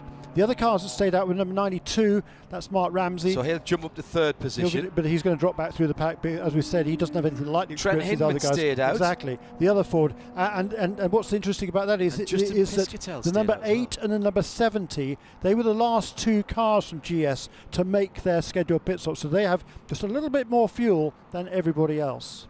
Nobody from ST or TCR coming into the pit lane. And the number 80 and the number 7, they have 2 laps more fuel than does the number 60 car that leads. Right, let me tell you how it stands at the front of the field. Kyle Marcelli, who did not stop, they must feel they can go. The 60 leads it behind the safety car from Brett Sandberg in the number 80. That's 2 Fords at the front of the field. The first Mercedes is Mark Ramsey in the very rapid number 92 car. He took that car over. It came in the lead, of course. Alex Prem had built up a 16-second lead. Then it's Trent Hinman in the bright yellow Volt Racing Ford Mustang. He did not come in at that point, so they must feel that this full course yellow is going to be enough to get them to the end, as must Justin Piscatel, who took over the 65 Mercedes. That's one of the Mosing Motorsport cars, the Murillo Racing cars. Then Damian Faulkner, who is the first driver in 6th position in the 33 who splashed fuel. Now there's no doubt in my mind that he can get to the end, and what's more, he can get to the end on full rich. Oh, all of them can, except... I don't think everybody can get full rich. I think the other guys can. All those other guys that came into pits can. Oh, behind? Sure. Yeah. Yes, no, but sorry, he's the first guy, I beg your pardon. Yes. Indeed. Sorry, don't confuse so the me, question is, how long this caution is going to be, and is there going to be another full course caution? One more lap, right. So we're going to have 45 minutes to go, and that is exactly what Damian Faulkner wanted at Watkins Glen. They only had about 30 minutes, and that he felt not enough time to get the tyres up. Now the thing is, they've not changed tyres in that pit stop, so he's got already scrubbed those Continentals in. They've had a heat cycle into them. Let's watch the Mercedes, see how they go. Meanwhile, in ST, it's game on, because everybody's back on the lead lap again. So all of a sudden, that big lead that the BMW had, huge lead, is now... Well, there's a few cars in between them on the road, certainly, but it's been massively reduced. Well, there won't be, because there'll be a class... Oh, cars, green, and the 60 car goes on, and there's a couple of cars that have dived for the pit lane very late indeed. Now, who were they? They must have been lapped cars. That was Guy Cosmo, who was hoping to get back on the lead lap. It didn't happen for him. Here comes Damian Faulkner down the inside, and he's trying to defend and attack at the same time. He's got a couple of cars in. Now, there was some... I thought I saw commence class split for the GS, but I don't think that happened. Scott Maxwell came into the pit lane. I think it did. And he's many laps off the pace, and number 4 car is 2 laps behind. Okay. So out of contention. Right, we've got Spencer Pumpelly in the mix there. Then that was what I saw. I saw a Porsche in there and thought, hello, that can't be right. But of course, he is a GS car, but he's just laps down. Stephen McAleer is in there, and he's a lap down as well. And that's the car, the number 5, that's the body motion car that's right ahead of Damian Faulkner at the moment, and between him and Mark Ramsey. The leaders are on the back straight at the moment, and it's Kyle Marcelli leading from Brett Sandberg, Ford, Mercedes, and then Trent Hinman. Not a great restart from Trent. He had a bit of traffic to get round as well, but he should get back to Mark Ramsey in a lap or 2 in that 92 car. Here's the leaders coming round. Yeah, it'll be quicker than that. He won't take it long at all. But Spencer Pumpelly certainly is going to try and get one of his 2 laps back here from Kyle Marcelli, and Marcelli will be smart just to let him go. The 28 car, normally it's a threat, it's the championship leader, but it's 2 laps back, not 1 lap. So to make up 2 laps from here is going to be very, very difficult for Spencer Pumpelly. Pumpelly in the 28 Porsche goes across the top of the skyline, right in behind Brett Sandberg. Yes, that was what was confusing me. I thought they were, I thought I'd spotted an ST Porsche in that mix there, and it was a GS car, but a GS car off the lead lap. Meantime, Guy Cosmo and Chase Briscoe has now taken over the 15 car. They've both rejoined. Chase will be here for the NASCAR Truck Series later on in the year. Coming through the pack, the 8 car, Chad McCumbee, right up alongside Mark Ramsey. I think there was a little touch there, going into 5 ahead of him. He has got one of the TGM cars. Oh, Mark's off the road for a moment there as there's all kinds of scrambling for position. Round the outside, the 76 car right up alongside Chad McCumbee, Paul Holton doing what he does best and getting the McLaren through a very small hole. Also coming through there, Jeff Westphal in the 39 Audi, the black and very, very bright green car. And then ahead of them, it's you, Plum, Damian Faulkner, now up to 4th position and trying to hunt down Trent Hinman, who's gone through into 3rd. So all kinds of changes of position there, and a huge clump of cars coming through the final corner. So Marcelli by 1.5 seconds from Sandberg, the 3 Fords now, because Hinman's right there on Sandberg, and then Damian Faulkner is 5 seconds further back after that bit of schmozzle down at turn 5. But it's worked its way out, and we've got 41 seconds and through into the lead, the 52 Mini. Yep. That's Mark Pomp in the yellow car that's gone through. Nick Galante has given up the lead and has dropped a second further back. The Mini then ahead of the BMW with Jason Ray behind him in the 21 car. Yeah, he's just moved ahead of number 37 Mini as well. Yeah, that was so important, the timing of that yellow that kept the ST cars, as you said, Jeremy, all getting back on the lead lap. We've lost Mark Pompo in the 73, pulled off at the side of the road. Is that the second time in 2 events that 73 car? Was that the one that died right near the end? Well, that was a drive shaft. It was a drive shaft. Yeah, it was a drive shaft, wasn't it? That car. 40 minutes, Jeremy, and literally anything can happen. Yeah, don't get too close to the side of the road. And number 80 car, that is Brett Sandberg. He's a little bit closer, it looks to me, this time around as they come across the stripe. This is 52 laps completed. Yeah, 1.1 second. He pulled in about 0.3 of a second on a lap, and right on his tail is Trent Hinman in that bright yellow car number 7. Quick hello to Corey Marvin, who's tuned in sound and vision from Belleville, Ontario, Canada. Hang on a second, why aren't you here? He's watching several different series at the moment, including us and the 24-hour series at Portimao. Fantastic stuff. So under 40 minutes to go. Sound and vision together from trackside. The 77 still leads. Tom Long has 3 seconds on Pierre Kleinerbing, who's got ahead of Stephen Simpson on the restart. He has. 54 Stephen Simpson, the red, white and blue car, in 3rd place, and it's Lee Carpentier in the 10 Audi in 4th position. Remember the drama in TCR, Shea Adam earlier on describing, I'll go back down to Shea for this, the championship leader with a very bizarre problem after a pit stop in TCR, Shea. And left a lot of bits of plastic or carbon on the pit lane. It's very sharp. It is sort of a plasticky thing, almost like the undertray just exploded when they dropped the car off the air jacks and Kuno Wentmer put it into gear to go back out on track. That car has come back out from behind the pit wall. It is out circulating, but far, far out of contention for any points today. So it's really just about giving Kuno some time on his favorite track, which is a bit bittersweet when you figure that their championship rivals, their sister car, currently leading the race. Yeah, they are on their 34th lap at the moment. 51 laps completed for the leaders in TCR, but there are only 4 cars ahead of them, so they will get 5th place points, and that, when it comes down to the championship, may still be important. So getting that car turned round and back out there, very, very smart indeed from our championship leading number 74 TCR squad to get that car turned around from Compass Racing. Down in the pit lane, the guys watching and listening at the same time on the IMSA app. If you haven't got that downloaded, why not? Available for all the major operating systems, absolutely free to download and use. Will not ask you for any money, maybe a bit of information about who you follow and who your favourite drivers and cars are, but you can get this race right now live in sound and vision and the IMSA app, and every single Continental Tire race throughout the rest of the season, as well as qualifying for the IMSA WeatherTech Sports Car Championship wherever you are in the world. And if you're outside of the US at the moment, then you can also get the IMSA races in glorious sound and vision. 56 moving up this well, only for a moment, for one corner. 56 and 82 having a cracking battle. The Mercedes and the Optima Batteries BMW, the Murillo Motorsport, they're battling for 9th and 10th position, Tyler Cook and Eric Voss.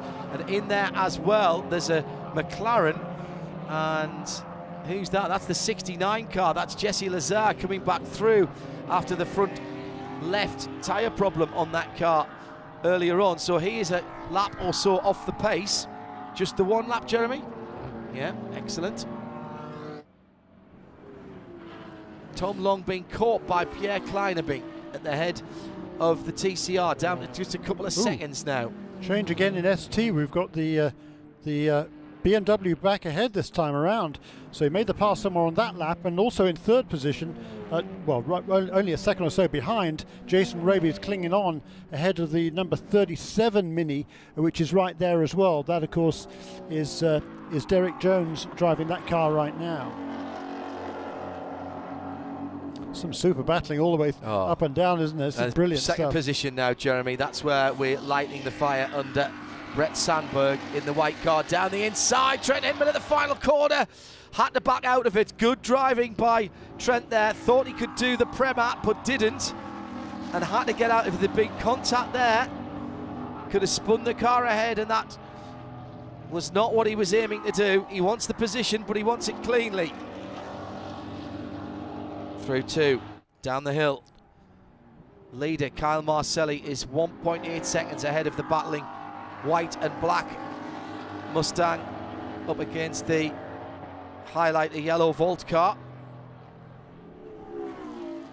Yeah, and right now our race leader Kyle Marcelli is very grateful, I think, to have Spencer Montpellier in between himself and that battle for second place between Brett Sandberg and Trent Hinman.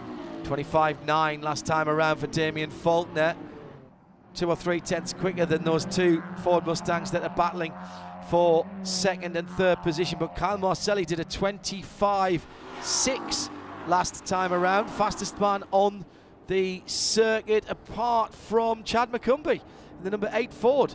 But don't forget, the Mustangs will lose pace to the end of their stint, and the Mercedes should gain a bit of pace towards the end of the stint, and there's still 35 minutes before the checkered flag comes out, and Damian Faulkner will want that to be green all the way, because he will want to push in that number 33 car in third position, one spot away from a podium position for Winward, and that would be a tremendous result for those guys. Hugh Plum now 3-4 seconds behind in the 46 Mercedes, the TGM Motorsport car, or TGM, sorry, Giovannis Motorsport, 5th position.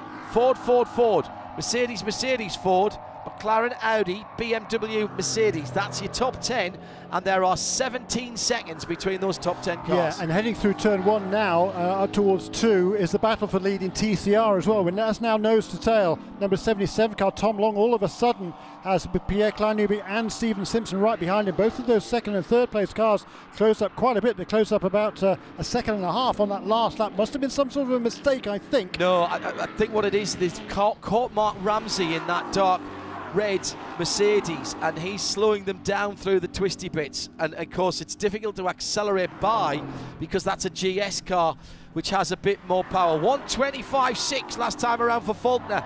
That is Damian Faulkner, by the way, in 4th position. That's the fastest that car has done, the 33 Winward car, and the Irishman has been set on full attack mode now, and that car looking like a much better platform the longer it goes through this green flag run. The blue and silver colours in elegant isolation as he comes past us and across the line now under the starter stand down towards turn 1.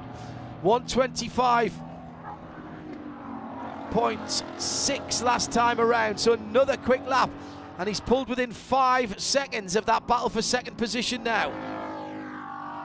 Yeah, he's only gained fractionally over the last half dozen laps, Damian Faulkner, fractionally, and behind him though he's edging away from the car number 46 of Hugh Plum by a few tenths each lap. I just wonder if this has all the hallmarks for me, Jeremy. And again, I'm going to compliment Jeff Carter, Simon Hodgson and the IMSA technical team. All the hallmarks of one of these races that's going to come back together in the last 10 minutes or so. 20 minutes from now, remember what I'm saying, because I've got a feeling we're going to have a 4 or 5 lap dash with the top 4 or 5 cars potentially all together. All these different cars with the different handling characteristics, the different engine sizes, with the different weights and weight distribution, engine perhaps in the different places even on some of these cars. I just feel that their different characteristics are going to bring them together before the end. Jeremy. Meantime, side by side it was across the line for the lead in ST. The BMW sneaking ahead just about by, what was it, 0.008 as they crossed the line ahead of the Mini of the number 52 Mini, just right there. It's just a fabulous battle at the moment between Mark Pombo and Nick Galante at the front of the field in ST. Should also give a mention to Jeff Mashtawi as well from the technical crew, another valuable member of the IMSA team. And yeah, that's it. The Audis now, 1, 2 and 3 in TCR are together behind that dark red number 92 AMG GT4. And what they might have to do is wait for the next GS car to come by. It was close across the line last time around. In fact, there was a touch between the front wheels of the BMW and the BMW Mini, and the 52 car just going through. Got to be careful there. Oh, here's the move. Here's the move. Mark Ramsey goes a little bit wide at turn 3. No, can't make it. It's going to be the saviour for these TCR cars, I think, is going to be Chase Briscoe in the 15 car coming back, because he will be able to make a hole for them. Top 4 in TCR together now. They get right up behind the AMG GT of Mark Ramsey in the slow bits, and then he drives away from them on the faster bits. And here comes Briscoe. Chase Briscoe is passing the 77 of Tom Long, the leading TCR car. Now, get in behind him, Tom, get the draft, and then see if you can't let him make the move for you down into the final corner. You might be able to just squeeze by. That's where you've got to be looking for it. They're into our sight now. Briscoe does down the inside and almost locks it up. And he's actually done himself no harm, no good at all, as Tom Long has to go around the outside to keep his momentum up, because the Compass car behind of Pierre Kleinenbing is right there. Then Stephen Simpson in the red, white and blue Audi. Oh, this is fantastic stuff in TCR. I tell you what, Jeremy, round Lime Rock Park in a couple of weeks' time, these TCR cars are going to be a real force to be reckoned with, aren't they? Well, they are, and you know, without they wouldn't have quite done it, but they could. They are definitely going to be able to get to the finish on just the one pit stop. Yeah. Two leaders in any case, whereas all the other GS cars were going to have to stop again. If you'd been under green, that might have been kind of interesting to see where the best of the TCRs finished. Now up into turn 5 complex, and Chase Briscoe makes the hole up the inside. Mark Ramsey just holding his line. He's perfectly entitled to do that. Now the Mustang should blast past the Mercedes here on the back straight. Goes to driver's left. Now can the Audis all get in line astern and do a big long draft? No, they're not close enough. Briscoe round the outside into turn 8. He'll get it done. I don't think Mark's going to try and dispute it too much. Brakes nice and early, and that really hasn't helped the 4 Audis behind now. It's great for us though. It is, and the Mini back in the lead again, by the way, in ST. What was that battle? Number 74 car's right in the thick of that TCR battle as well. Yes, it is. But he is not part of the battle for the lead. He's several laps down, many laps down, is Kuno Whitmer in car number 74. Oh right, so sorry, that is only the top 3. My apologies. Yeah. I thought that was my apologies. That's the TCR car, all of the Compass cars, isn't it? Yeah. So the question therefore is, Stephen Simpson there is kind of on his own against the 3. Oh, great move. Sorry, Jeremy, from Tom Long. Round the outside at the bottom of 2, and then cuts to the inside on the uphill at 3, and manages to get by the GS car. Now that's brilliant news for him, and awful news for the other TCR runners behind him, Pierre Kleinenbing and Stephen Simpson. They've got to make the move. Kleinenbing has a look. That He's up the inside, it's in the middle of turn 5. Yes, squeezes through. And Stephen Simpson will take the opportunity as well. Front wheel drive, gets a decent push off the corner, but he's going to be hung out to driver's right as the Mercedes gets up to speed. That's split the battle up in TCR for just a moment. They're all in the back straight. He can't get it done. He's the 92 coming back through again. Meantime, back in the pit lane, the number 28, Spencer Pumpelly.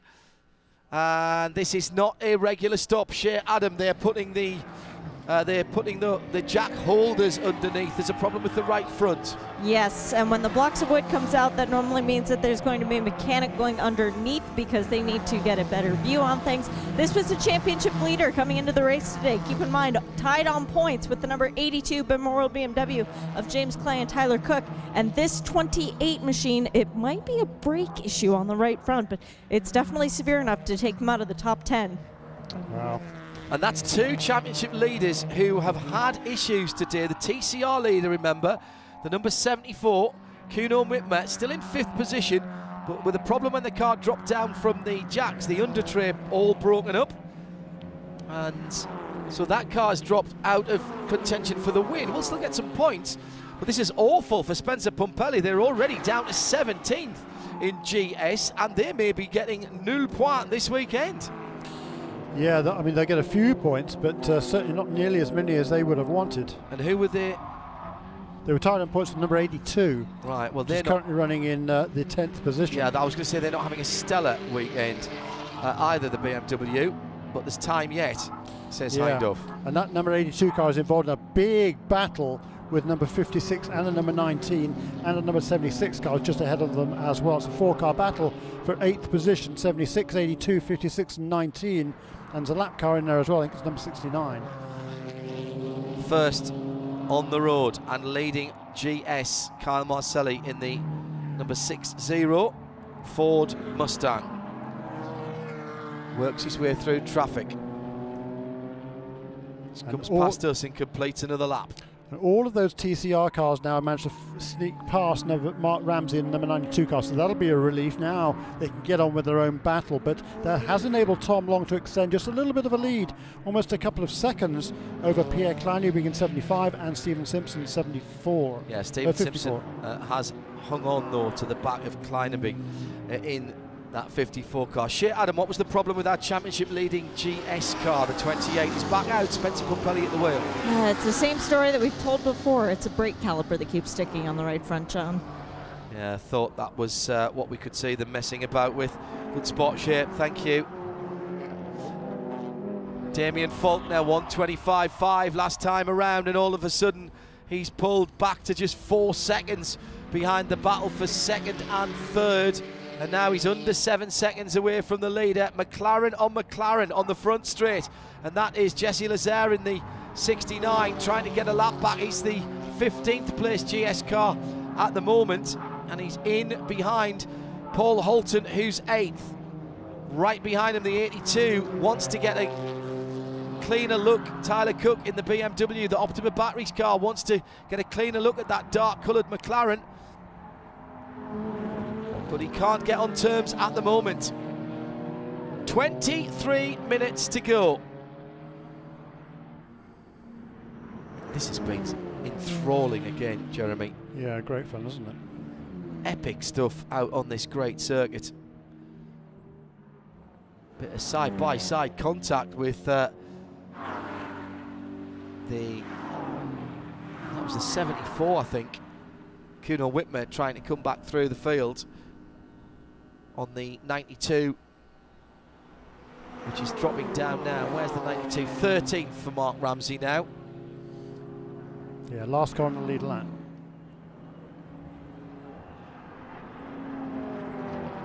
Another 25 for Damian Faulkner, and that's another 3/10 out of the guys ahead of him. This is, I did say, Jeremy, give us 10 minutes or so to go, and this could all come back together. That Mercedes is picking up pace, and the Ford's just losing a 10th or 2 now every lap. Jesse Lazare trying to go around the outside at turn 1. That's not a smart move, particularly not when your lap's down. 77, Tom Long leads the TCR category for Compass 360. What a result this could be for Compass 360. 2 cars first and second. Stephen Simpson in third in the red, white and blue Audi. At number 54 for JDC Miller Motorsports.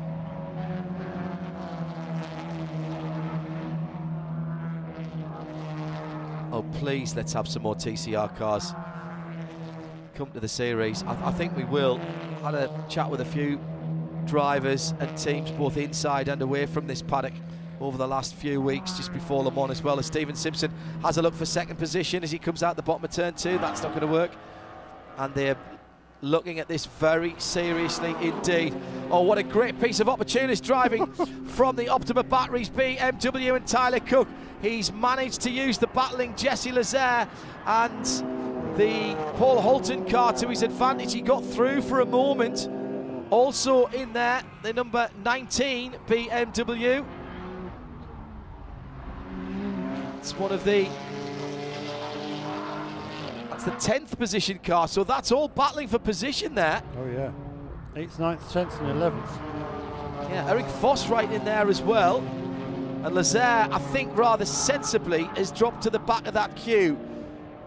He doesn't really need to be involved in that 8th, 9th, 10th and 11th battle. And he clearly can't make the pass cleanly on the Paul Holton driven 76 at the front of this 5-car train. And remember, the white and blue McLaren, 5th of those 5 cars battling, is not in the fight there. The in ST, the Mini number 52 has edged away now, as we see the battling the McLaren. They got a poor run off the Moss corner there. Yeah, 52 Mini now all of a sudden 7 seconds at the head of the field, having that been so close. Shea Adam, Continental Tire Pit Lane Report. We're not expecting any pit stoppers between now and the next 20 minutes in the checkered flag, are we? No, we're not. The pit lane very quiet in that sense, but I've just noticed while walking up the pit lane that our current leaders are pitted right next to the guys in 3rd place. So if Trent Hinman manages to get around Brett Sandberg, it will be 1 and 2 fighting each other literally across the pit box, because they are within striking distance of one another. Let's not hope it's not striking distance. Under 20 minutes to go. Faulkner now under 3 seconds behind the battle for second, and that car is beginning to hit its straps, and so is its driver, consistently in the 25s for the last 4 or 5 laps. And there's been a response by Brett Sandberg. He's in the 25s, only just, but in the 25s for the first time in a long time, and the Kyle Marcelli lead is down under 3 seconds. And the top 4 cars now within 6 seconds. Great battling behind Paul Holton for the positions at the bottom end of the top 10. 8th down over. Those 4 cars, 5 cars go underneath the Chevrolet bridge, but remember the one at the back of that, the white and blue and black McLaren, is laps down. That is Jesse Lazare, who is actually 15th. And just 1 lap, but a long way from getting the lap back from the leader. Side by side in the final corner, Hugh Plum is holding off the black and bright green number 39 Audi of Jeff Westphal. That is the battle for 6th position. Right in behind them is the 28 of Spencer Pumpelly. Remember, that car's had its problems. Came in as a championship leader, the 28 in GS, and will lose that championship lead today if it stands as it is. Tyler Cook and James Clay, the guys who I think will inherit that. I'll let Jeremy do the arithmetic. Actually, it could be no, it'll be Nate Stacey and Kyle Marcelli. Yes, yeah. you're absolutely right, who are winning the race at the moment. Yeah.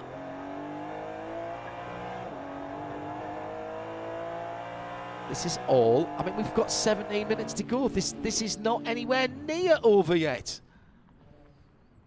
I hear no singing. I don't even hear a bit of gargling to get the throat in shape. Don't write your headlines yet in the press room. And hello to everyone underneath us here in this wonderful new facility. Still think of it as a new facility, been up a few years now. IMSA Broadcast Centre overlooking turn 10, the final corner. And here's Westphal down the inside of Plum, down into the first corner. That was a bold manoeuvre, and it's a manoeuvre that's played off. And it was set up because Hugh made a bit of a mistake coming off the final corner, got it really sideways, and that now enabled Westphal to pull alongside him and then make the move at turn 1. Now he's got to hold on to that through the downhill at turn 2. I think he will. Hugh trying hard to square off the corner and get a bit of an earlier exit, earlier throttle application rather. Passing the number 6 now. That is the Mercedes AMG. That's the Shining Star Motorsport by Atlantic, new team this weekend. Started by Danny Cox, our ice driving expert. And in that 6 at the moment, is it Paul Holtrust? In the 6 car? Yes. Yes, I thought it was. Wasn't on my entry list earlier this week. Damian Faulkner now just a couple of seconds behind the... Oh, yeah, just a second and a half behind Hindman, who's only 4/10 behind Sandberg. This is all closing up rather nicely. The 33 Mercedes, the car on the move again, as Lazare once again picks his way through the cars that are a lap ahead of him, but this time makes it through nice and smoothly and cleanly on Paul Holton. Tyler Cook, by the way, has gone up to 8th position in all of that as he picked his way through, so that's good points for him. And it looks as though Paul Holton is losing a bit of pace here, and his McLaren too, because the 19 BMW is having a look there as well. Gregory Liefuger.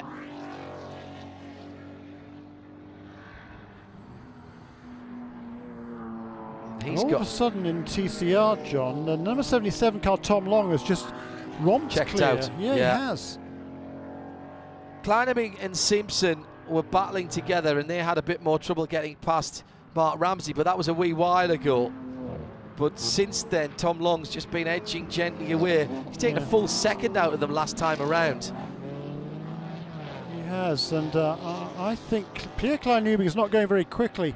Looking at his lap time there, 30.2. That car is capable of going a lot faster than that. I fear he's playing the team game here and making sure he holds up Stephen Simpson. And like I said before, there's no love lost between those two. Stephen Simpson on the podium last weekend in TCR with Michael as well. Our leader, Kyle Marcelli, nearly 3 seconds of a lead as well at the moment. It's not comfortable, but that's reassuring, I think, at the moment, as he goes down at the bottom of turn 2. Squares the car up for turn 3. Battle for 3rd and 4th, though. Faulkner is now pretty much with Hinman, so yeah, working their way through that traffic. Very, very measured drive by Damo.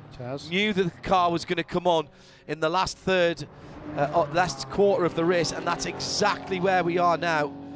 Under 15 minutes to go, and the battle between Sandberg, Hinman and Faulkner is on, and that's the battle for podium positions. Sandberg has picked up his pace a little bit, and so has Hinman now as well. So have they been saving something for the end? Just a slight bit of smoke coming out from the back of the 19 Liefuger BMW in 10th position. Hopefully that was just something scraping the ground. Stephen Simpson with Kleinenberg right ahead of him as they go through turn 2. Maybe a bit of traffic ahead will help. It's the leader in ST, Mark Pombo, in the yellow Mini, and this could be the opportunity for Simpson. He's closed right up behind the Compass 360 car ahead of him. Coming down to Moss Corner, underneath the Chevrolet bridge. Simpson needs to be right there. We know that he's a decisive overtaker. He can make passes happen. Identical cars. Oh, and the Mini's got damage. Our leader in ST has got damage. The left front wheel arch guard, the wheel arch extension, is hanging off that car and sticking out like a Roger Moore raised eyebrow at the moment. Looks fairly incredulous, that car, as it comes back towards us. Absolutely. Well, you know what I mean, don't you? Brilliant, John. Brilliant. Love and that. Here's Kyle Marcelli, the overall race leader, coming into the battle as well. So we've got 2, 3 leaders within the start-finish straight. Battle for second in TCR has just passed the ST leader and has the overall and GS leader coming through. I love this kind of racing. Fantastic. I love this kind of racing. Faulkner under a second behind Hinman now. And that will be heating up shortly as well. 11 minutes to go. Stephen Simpson lets the leader go around the outside, and then we'll drop right in behind him. He's right in behind the number 60 of of Kyle Marcelli, excuse me. The 75 car does the same thing, answering the blue. The 75 of P.I. Kleinemink does the same thing. Shea Adam, do my eyes deceive me, or are there 1 or 2 people starting to get up on the pit wall? The 69 McLaren is in, and they're changing the left side tires, but you are correct. The 56 Murillo Racing Mercedes has crew members up on the wall ready to refuel, as do, and they're in 10th position right now, mind you, as do the number 92, the Ramsey car, the red Mercedes. There are people up on the wall to service that car as well, and that one is in 13th position. Crew members are semi-actively watching the race up on the Roush wall, so that would be the leading car, the number 60 Kyle Marcelli. The tire change has stopped for the 69, and they're sending Jesse Rosaire back out, but there was no fuel added during that stop. Interesting. So that was just really on the McLaren. I'm surprised about that. Don't forget, Marcelli and Sandberg, 60 and 80, the 2 leading cars, did not splash at the full course caution, and neither did Trent Hinman. So maybe they've been in their fuel-saving phase, whilst Damian Faulkner was able to charge up behind. It's been a good run by Faulkner, 4th position at the moment, and only 3/4 of a second behind a podium stop. In comes the 92, as Shea predicted it would, and it would be fuel only for that car. Mark Ramsey will go back out.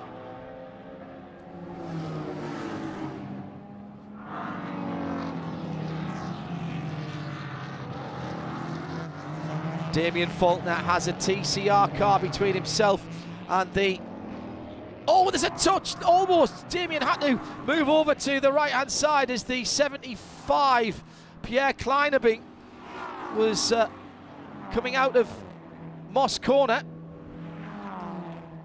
And that's cost Damo a good half to a second there. He was right with the Volt car, but he has got pace in that Mercedes AMG.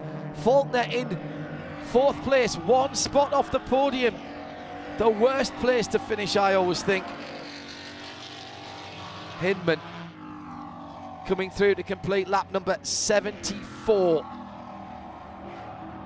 Faulkner needs to use the superior handling of the Mercedes. May have a little more tyre life as well. Under 10 minutes to go, 8 minutes exactly now. The leader in ST going by, not sounding clean there, Shea, that yellow Mini. He was having a lot of trouble finding the proper gear, John, as he came by me on the front straight, and the lollipop has been retrieved from the number 60 crew. They have tires up on the wall and a mechanic holding. Leader in ST is slowing. That, I think there's been contact on the left front side, and again we see the car pulled off with only minutes to go. And I think that's a drive shaft again. Is he trying? No, he's trying to get a gear in the car. There's been side-to-side contact with something that might have knocked the gear linkage, I don't know. He's just over the brow at 2. He's pulled off of the racing line. Oh, this is disaster for the 52 car, and the Mini again is going to be robbed of a victory. Yeah, and he needs to get that car out of the way. I mean, he stopped it there. He should be able to freewheel down the bottom of the hill and get it out of the way. If he freewheels to the bottom of the hill, there's a gap in the concrete wall that we know that he can get a car into. We've seen that happen already. 6 3/4 minutes to go. The leader in behind the leader of TCR, Tom Long. They've just gone past the stricken Mini, and the leader's gone through there. I hope there was a green flag there, because there would have been yellows out. Stephen McAleer in from the early teens for fuel. 6 minutes to go. There's going to be a lot of nervous people out here. Let me just reiterate, 50, check, 60, 80 and 7. That's the top 3 cars did not stop for fuel at the same time as everyone else did in the full course yellow, with just under an hour to go.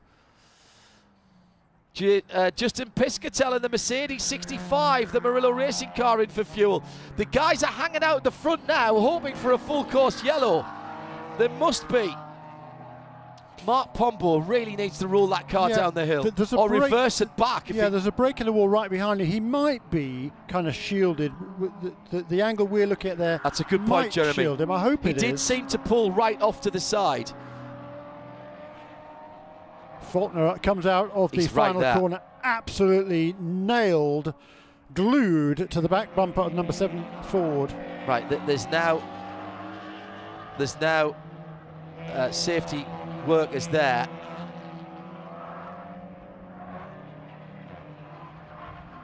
He is sort of shaded by the edge of the concrete wall, Jeremy, that's right. 3 seconds between first and second. Carl Marcelli's just pulled that gap by about 1/2 to 3/4 of a second in the last 4 or 5 laps. We're inside 5 minutes.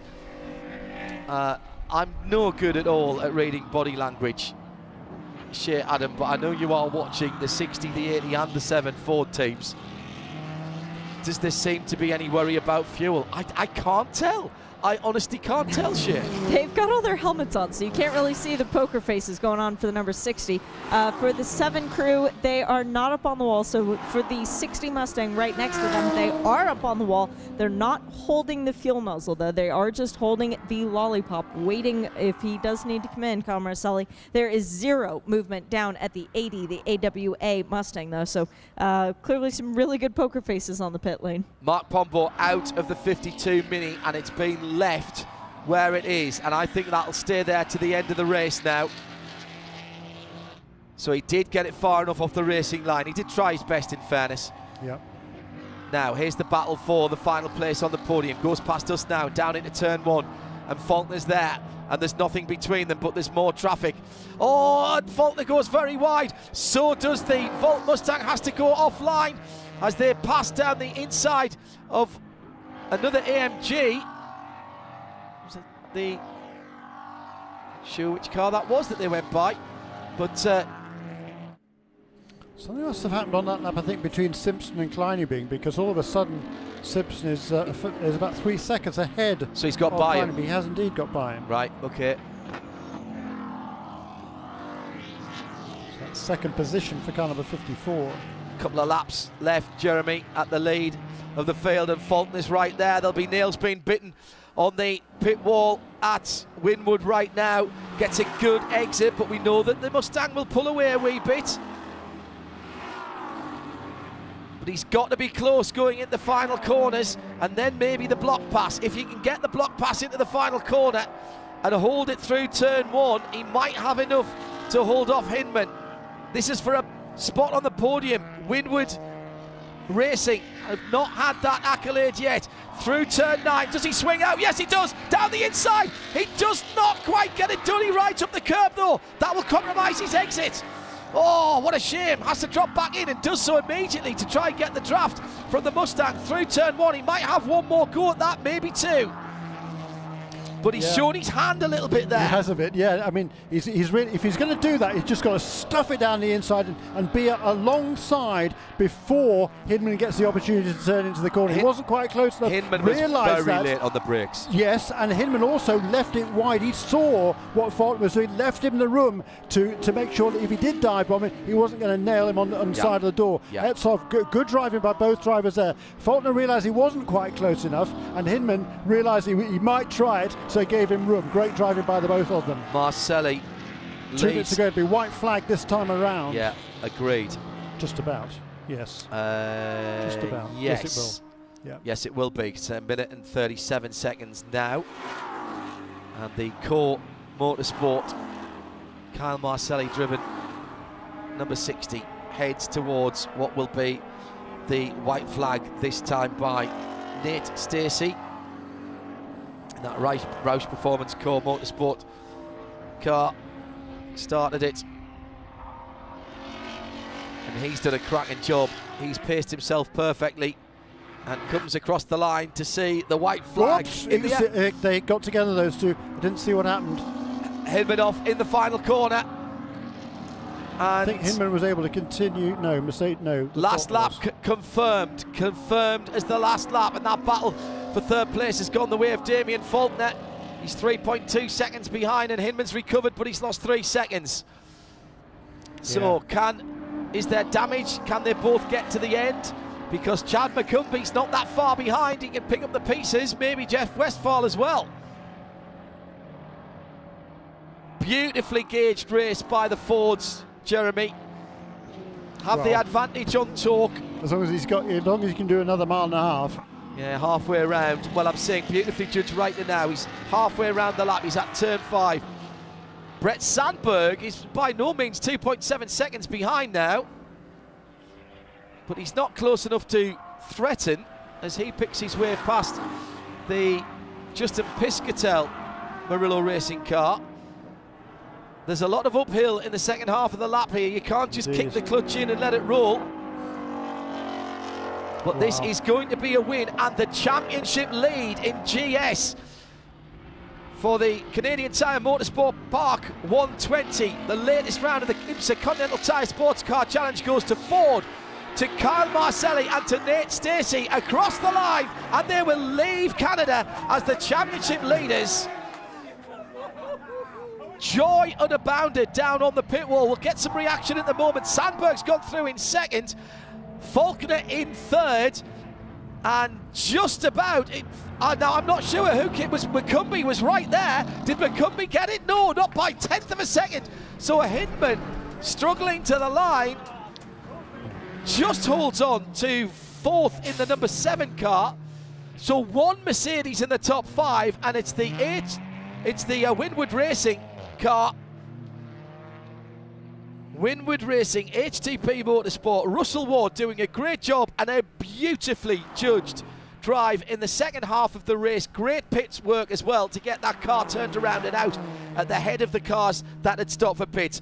But championship lead, top step of the podium. Oh, Canada. What a great run for Kyle Marcelli and his teammate Nate Stacey. Nate, wow. 3 races out of 5 wins this year. That's pretty incredible when you think about the odds. It has been one heck of a season for you guys, and you leave here as the GS Championship leaders. How are you feeling right now? Dude, we're ecstatic.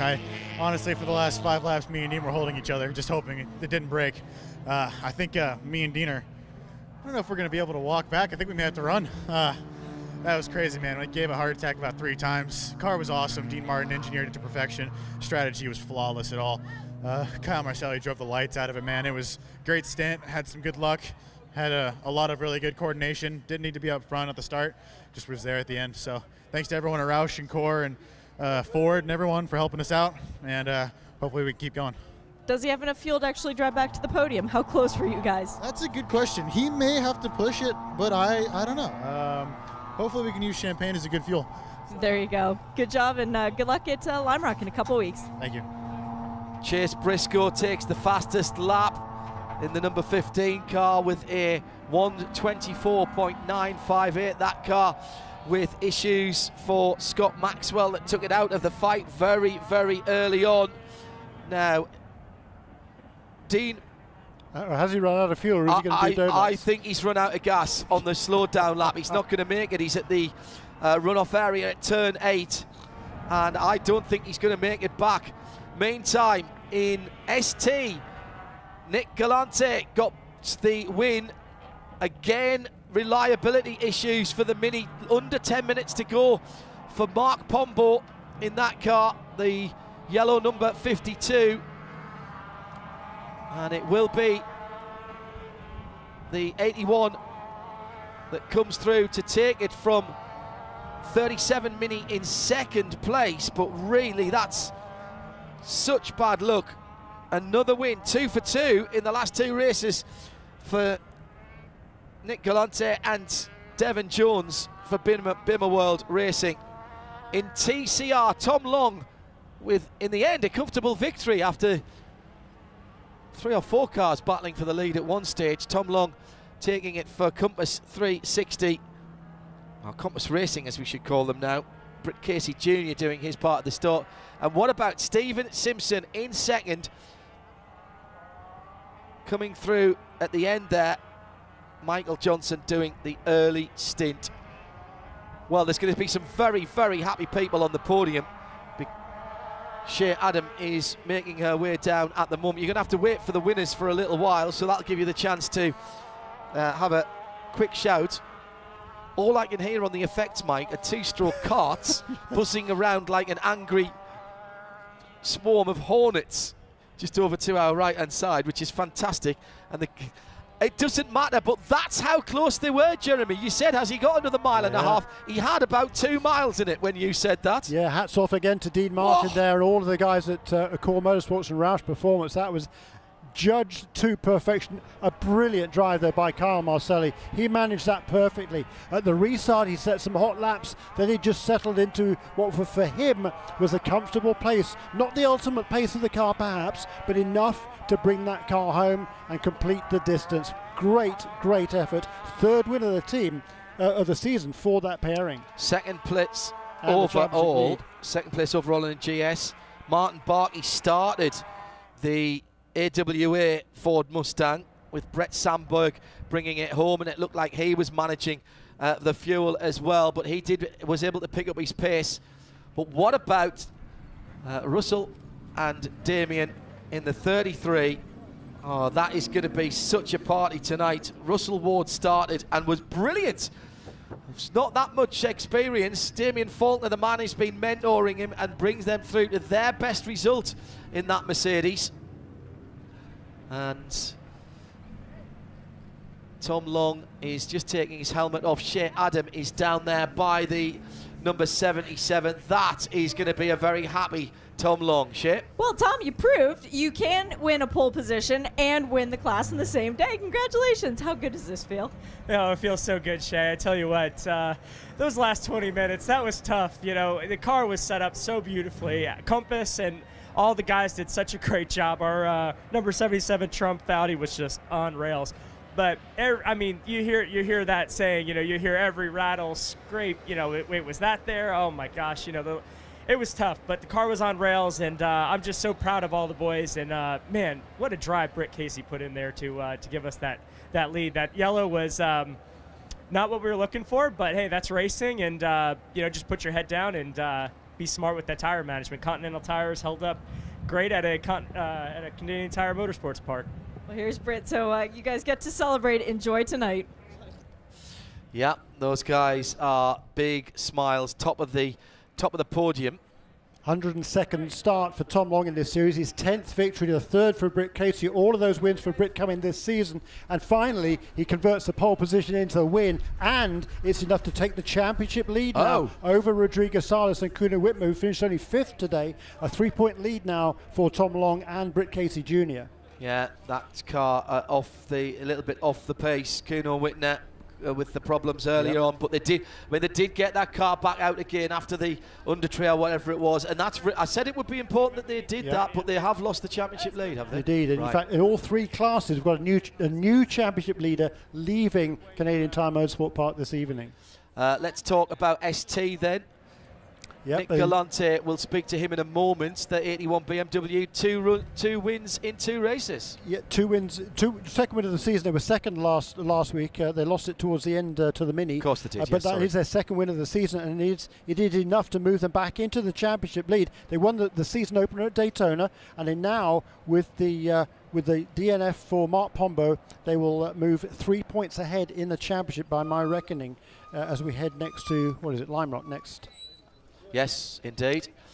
And while we're waiting... And I think we can get a word with Devon Jones whilst we're waiting for the leaders to come in. Well, Nick was taking off his helmet. Devon, it was a pole position earlier on and another win. It didn't look like it was going to go your way all day, though. You really had to fight for it. Championship lead coming out of this race. How good does it feel? Yeah, it feels great to finally get a win. We showed good speed all weekend. We were fast all weekend. These guys really put together a great car. And we lost a handle on it a little bit towards the later half of the stint there. It started to get really slick for us. But Nick did a great job hanging in there, keeping the pace on, keeping the pressure on those guys. And we were able to come away with the win. It just feels incredible. I have to thank, Veristore Logistics, everyone who supports this car. And now we want to go get more, so we're excited for Lime Rock. And you've got the championship lead, so that's a perfect way to do it. Good job today. Thank you. Yeah, the 3 winners in class will leave as the 3 championship leaders, and that is a turnaround throughout the weekend. In GS, Jeremy, run us through the numbers. Yeah, the Nate Stacey, Carl Marcelli, they came in 6 points off the lead in 3rd position, but they will leave with a 6-point edge over James Clay and Tyler Cook in the Bimmerwell BMW that finished in 8th place today. And with that 17th place finish for Dylan McAvern and Spencer Bampelli, a big loss for them. They fall now a distant 3rd in the points. Yes, Brett Sandberg in 2nd place, Damian Faulkner and great Russell result Ward by in that 3rd. pair by Brett Sandberg and Martin Barkey. That's well deserved. They Yes, had the pole position well, 1 2nd week and ago. 3rd are both going to be delighted. Yeah. I mean, the winners are always delighted, but Yeah. 2nd and 3rd have both got something to celebrate, and I think that's really nice. That'll be a happy, smiley podium there. Yeah, won't it? first podium for the Winward Racing team, and interested to see what happened. There was obviously some sort of contact there at the final corner between Faulkner and Hinman. Wait and see. I wish we'd seen the onboard from that one on the next lap. I'm sure we'll hear about it at some stage in the near future. Let's get back to Shea Adam, who's down there, down by the podium. See if we can pick up a little more reaction from the drivers that are down there. Shea? I don't know if there's anybody else we can get because they're going to start the podium ceremonies here in a couple moments, but you guys are absolutely spot on. 2nd, 3rd, everybody who's here is just happy to be here. And keep in mind, 2nd place, Martin Barkey from Huntsville, so that's about 3 hours north of here, so he's got a lot of friends and family here celebrating. Kyle Marcelli, of course, from Barrie, Ontario, just about an hour and a half up the road, so he has a lot of friends and family. It is a massive victory day, and then the Compass Racing crew, they all are from this area as well, so everybody who is on the podium is very, very happy to be there and felt that they earned it. Yeah, I'll go with that as well. Well, brilliant stuff. Maybe just get a chance to have a quick chat with one of the drivers from the winning car. Our TV colleagues who aren't live at the moment are just doing their interview, so I think Shea might be able to quickly scoot. We had Nate earlier on. He was very happy. I just wondered if we could get a quick word from the Canadian, Kyle Marcelli. I think he's going to be dragged away. So we have heard from all of our winning teams. Shea, thank you very much indeed for your efforts as our Continental Tire pit lane reporter. What a way to wind up Saturday, the first of 2 race days. 2 more races here tomorrow, both live in sound and vision. Jeremy Shaw and John Hindorf taking you through the action today for the Canadian Tire Motorsport Park 120.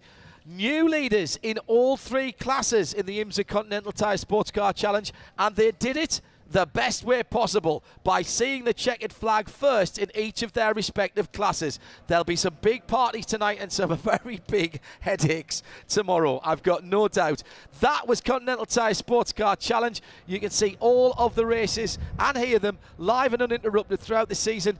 We'll be doing it again in a couple of weeks' time at Lime Rock. Imagine that lot at Lime Rock. It's going to be brilliant. Join us then. Thanks to our team here at the track and back in London. The whole of the IMSA Continental Tire SportsCar Challenge season is live on IMSA TV and IMSA Radio. Bye-bye.